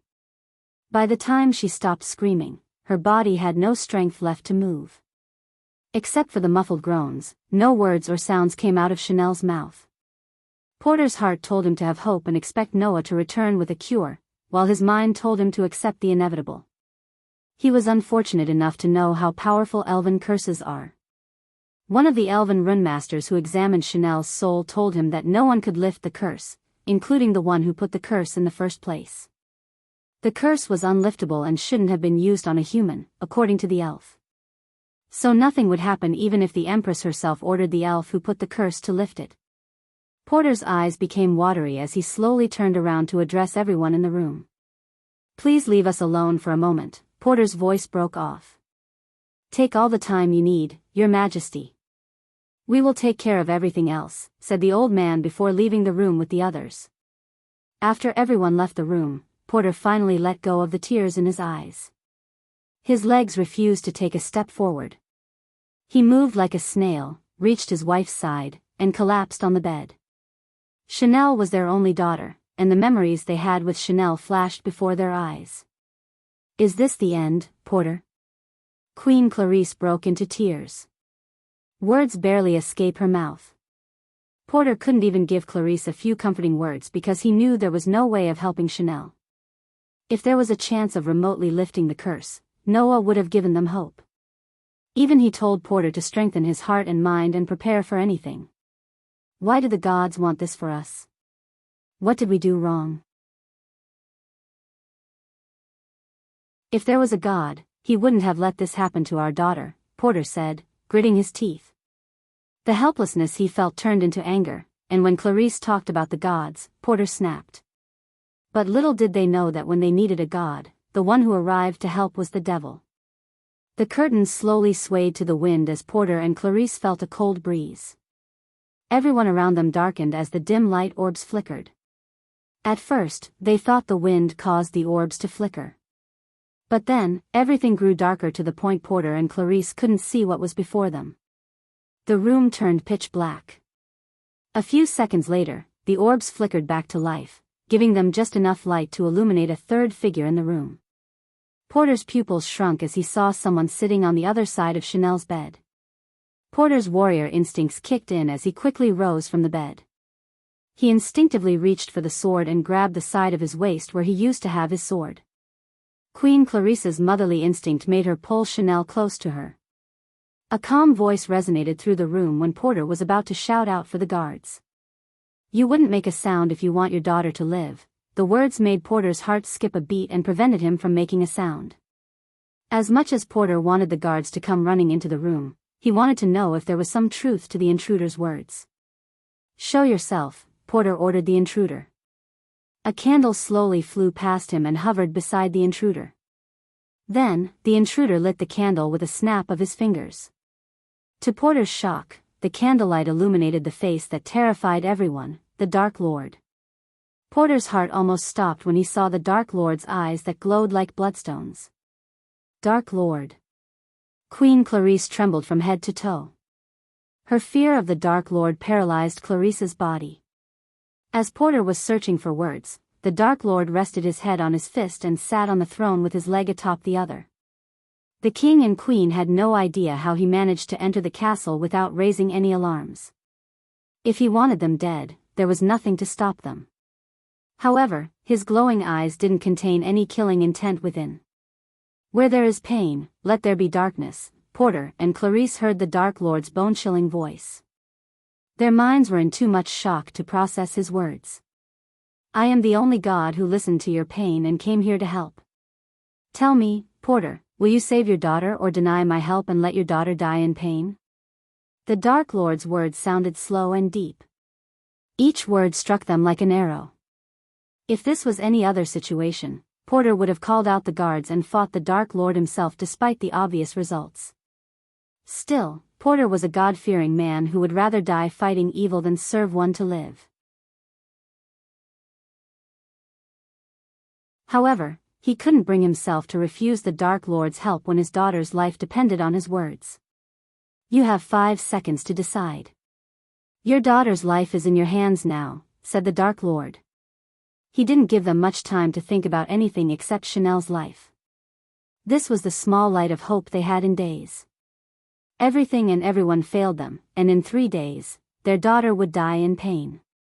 Any parent at this time would give anyone anything to save their child, and Porter and Clarice were no different. 1. The Dark Lord raised a finger. 2. He raised another finger and continued to count. "Save her," Porter answered him when the Dark Lord reached count 4. 200 million and your teleportation portal. That would be the price for your daughter's life. Porter wasn't surprised because he expected to pay the price when the man before him was the Dark Lord.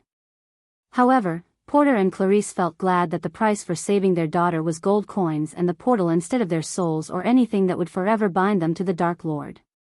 "You can take whatever you want as long as you lift this curse from my daughter." Porter rushed the Dark Lord when Chanel's groans got louder. They shuddered when the Dark Lord rose from his throne and stepped toward their daughter. Part of them wanted to keep Chanel away from the Dark Lord's reach, but they stood still like statues, looking at the Dark Lord placing his hand on Chanel's head. As soon as the Dark Lord touched Chanel, her body trembled. A glow appeared in Chanel's chest as Porter and Clarice watched the glow getting brighter and brighter until they heard something snap. After they heard a sound like a twig break, the Dark Lord took his hand away from Chanel and stepped back. "Father," Porter heard the word he thought he would never hear again. Under his watery gaze, Chanel slowly opened her eyes.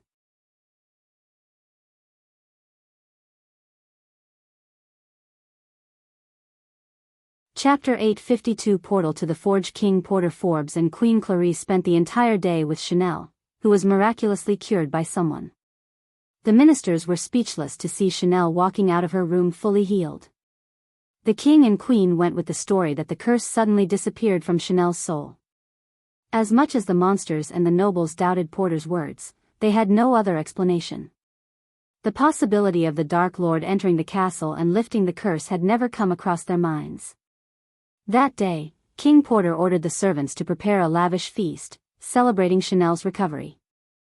The evening sun cast long shadows upon Kingdom Kethern. As the slanting rays of the setting sun gave a warm orange tinge to the horizon, the darkness slowly shrouded the rest of the world. Soon, Rosegate was aglow with bright city lights, and the castle stood atop the Jill like a fully decorated Christmas tree. When everyone in the castle returned to their rooms to cultivate and sleep, King Porter and Queen Clarice sat on the edge of their beds, holding each other's hands. They looked exhausted and nervous. Their eyes frantically moved around the room as though they were searching for someone. "Where is he?" Queen Clarice muttered. "He said he would meet us here at midnight," King Porter said. Since Chanel was cured, his eyes looked lively and filled with life. Unlike when he was in Chanel's room, Porter looked like a proper king now, with his hair neatly combed and embroidered royal red robes. Despite the concerns in their hearts, they remained silent, waiting for the Dark Lord. Silence swept across the room, and a wolf's howl in the distance kept them company. Eventually, the light orbs in the room started to flicker just like the orbs in Chanel's room when the Dark Lord arrived. Suddenly, the light radiating from the orbs got snuffed out as darkness completely took over the room. Their hearts shuddered and prepared to meet the Dark Lord. In a blink of an eye, the orbs lit up again. Although King Porter and Queen Clarice expected the Dark Lord to arrive, they still felt a bolt of shock running down their spines when they saw him sitting on a throne made of skulls and bones before them. Their bodies jolted up from the bed as if the bed was on fire. "How is the princess?" Michael asked King Porter and Queen Clarice. They were surprised to hear the humanity in his voice, unlike before. "She is doing good," King Porter answered. "Under any other circumstances, would have lifted the curse for no payment. But even I have some obligations. As a ruler, I think you would understand," said Michael. They lived long enough to apprehend whether someone was speaking from their heart or just tallying through the teeth. Hence, his words actually surprised both the Queen and King because they sounded genuine. "Please take this." King Porter slowly removed the space ring from his finger and extended it toward the Dark Lord. The ring ascended into the air, floating toward him. Michael quickly took a look inside the space ring and saw stacks of gold coins. The system scanned the space ring and confirmed the amount inside, 200 million. "I ordered my men to leave the portal room as you said," said King Porter. After seeing Chanel laugh once again when he thought they had lost her, King Porter didn't regret making a deal with the Dark Lord at all. Deep down, they felt grateful to the Dark Lord because if it wasn't for him, Chanel would never have been cured. It was he who answered their prayers. So no matter what the world said about him, to them, he was a man who saved their daughter. Besides, he just asked for 200 million and a portal which was practically nothing to a king. The only problem was King Porter had to deal with the generals and the ministers about the sudden disappearance of the portal. He just hoped the Guardians or Noah wouldn't become suspicious of his dealing with the Dark Lord. Elidor and his minions were dismantling the portal and teleporting the parts as they were speaking. Instead of building a new portal that would cost 300 million, Elidor suggested Michael get an existing one. Then, he could modify the portal to connect the castle to the forge using the copper ring left behind by the past Dark Lord. Luckily for Michael, King Porter had recently built a teleportation portal with the help of Ice Fair Duke. "Just remember one thing, King Porter, every coin has two sides. Do not believe everything you hear," said the Dark Lord, rising from his throne. He strolled to the wind with his hands stuffed in his pants pockets. "What should we do if the elf wants to harm Chanel again?" asked Queen Clarice. Since the Dark Lord was kind enough to lift the curse, she hoped he would discreetly do something about the elves. But what she really wanted was for the elf who cursed Chanel to die because as long as the elf was alive, Chanel's life would always be in danger. As a mother and a queen, she had to protect Chanel, even if that meant striking another deal with the Dark Lord. "You should ask this to Noah. He will deal with the elves. As much as I'd like to rip apart the elf who cursed the princess, it's better for Noah to deal with them instead of me. Because the less I involve in your lives, the better," said Michael. Dealing with the elves was not a big matter to Michael. In fact, he had multiple ways of dealing with them. Option number 1, he could put a hit on the elf with Arya. Option number 2, he could ask the Empress herself to keep the elves in check. But instead of choosing the first two options, Michael went with option number 3, let Noah deal with the elves, which would undoubtedly lead to Noah pissing off the elves. As a result, Noah would become an enemy of the elves, and the more enemies he had, the better for Michael. Down the road, Michael could even team up with the elves in the battle against Noah. "They say I am evil, but I never tortured a girl before her parents' eyes and intended them to see their daughter slowly die," Michael shrugged. "Anyways, if I were you, I'd keep Chanel out of R and seek the Guardian Guild's help. Elves are vengeful creatures. You should be more careful dealing with them in the future. With a flick of his wrist, Michael took out a card with the skull embossed in the center. He put the card on the table beside him and turned his gaze back to King Porter and Queen Clarice. Keep this hidden if you want to contact me again. But if you don't feel like it, throw it away, said Michael. Michael was about to use the runic teleportation to leave the castle when King Porter stepped forward. Dark Lord, Porter called out to Michael. Thank you. When Michael turned around, King Porter lowered his head. We are grateful for what you did for our daughter, Queen Clarice slowly said. You are good people. You don't deserve such punishment. As he said, Michael willed the system to teleport him back to the Dark Castle, leaving Queen Clarice and King Porter behind. After he left, the throne vanished into thin air as King Porter and Queen Clarice exhaled heavily. Back in the castle, Elidor was running back and forth inside an empty hall that was still reeked of fresh wood and marble. Grand chandeliers lit the room brightly and illuminated the giant circular portal in the center of the room. The portal's outer structure was made of pure silver, and the dwarves built the steps with marble. At that moment, Elidor was busy carving runes on the silver ring while the copper ring Michael gave him was lying on the floor. You are back. Elidor noticed Michael entering the room and stopped what he was doing. Seeing the proud elf bow toward him despite his busy work was surprising to Michael. When Michael approached the portal, he noticed the runes dimly glowing and pulsating energy. So everything went well? Asked Michael. The portal hall was empty, as you told us. I assume King of Kevin won't become a problem for us in the future, asked Elidor as Michael motioned him to continue his work. I don't think so. You know, the Queen asked me if I could help them with the elf situation. Michael talked to Elidor while the elf was carving runes on the portal. What did you tell her? They all hate and loathe you until they need your help, huh? Elidor snickered. I said let Noah deal with the elves. It's his job as the Supreme Guardian to keep his people safe. Besides, I have a feeling Noah would piss off the elves and make an enemy out of them like he always does. Michael chuckled. As long as Andreas is with him, we cannot predict Noah's behavior. The Andreas I know is a rebel and a man with an iron will. If he sets his mind to do something, he will do it no matter what. Suppose he wasn't there 3,000 years ago, we could have destroyed the Great 8 clans in a few weeks. That bastard ruined everything, Elidor snarled. I wasn't there 3,000 years ago, was I? I would like to see him try that again. Michael cracked his fingers. After we finish the portal, we should go to the forge and complete our new weapon for Big Bertha, said Michael. I looked into the design and came up with the necessary runes. But those runes require a huge amount of energy. At one point, you have to come up with an alternative for arch-energy crystals, one problem at a time, Elidor. We still haven't mined a quarter of the crystals in the mountain, said Michael.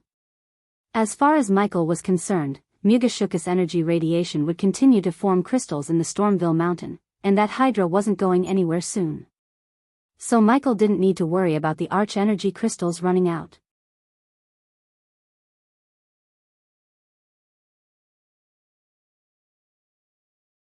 Chapter 853 Forging the Torpedoes. Elidor and Michael spent an entire day working together to finish the portal.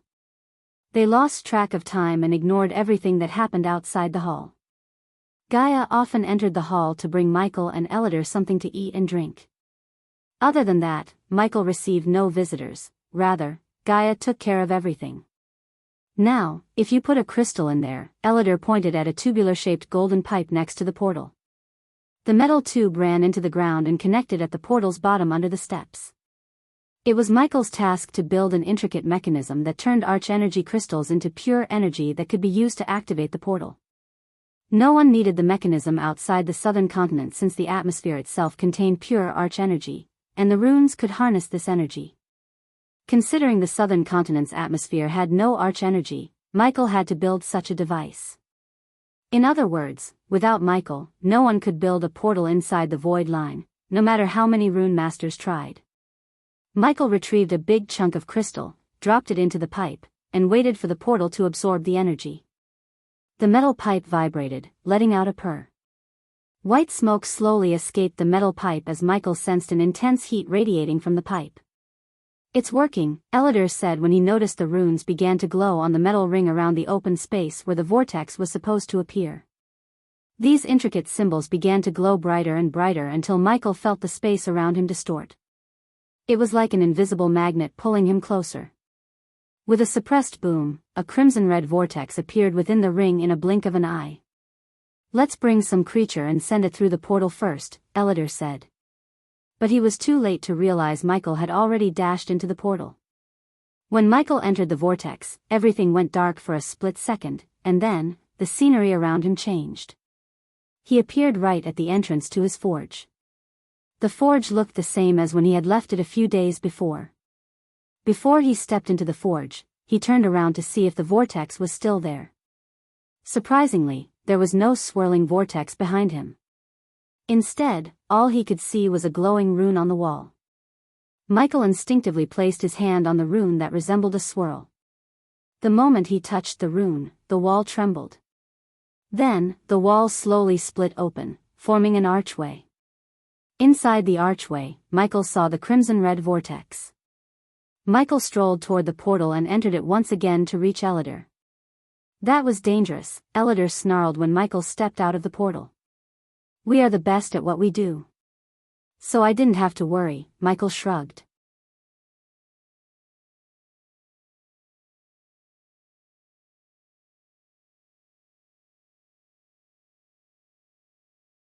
The second task fell on Elidor's shoulder as he had to engrave runes inside and outside to enhance the explosion's power upon contact as well as to harness the power of arch-energy crystals. It's done. After almost an hour later, Elidor heaved a sigh of relief and motioned Michael to see the torpedo on the table. On the outside, the torpedo looked like nothing more than a 1-meter-long cigar with fins at the end. The outer shell was built with metal and engraved with intricate runes which were barely visible to the naked eye. On contrary to how it looked, the torpedo was heavy as a boulder. Elidor had to use all his strength to roll it around. Upon reaching the table, Michael ran his hand through the torpedo, feeling the surface of his new Deathbringer. If his calculations were right, a single torpedo could obliterate a frigate to pieces and had a range of 20 kilometers. Now that we've finished the hard part, let's move on to the easy part, said Michael. Obviously, he couldn't put these torpedoes into a cannon and fire it at his enemies. Instead, Michael had to build a special gun to use these torpedoes and an aiming mechanism. Thanks to Michael's inventor trait, building them was as easy as crafting a new bow to Michael. You're tuning in to the Carefree Valley YouTube channel.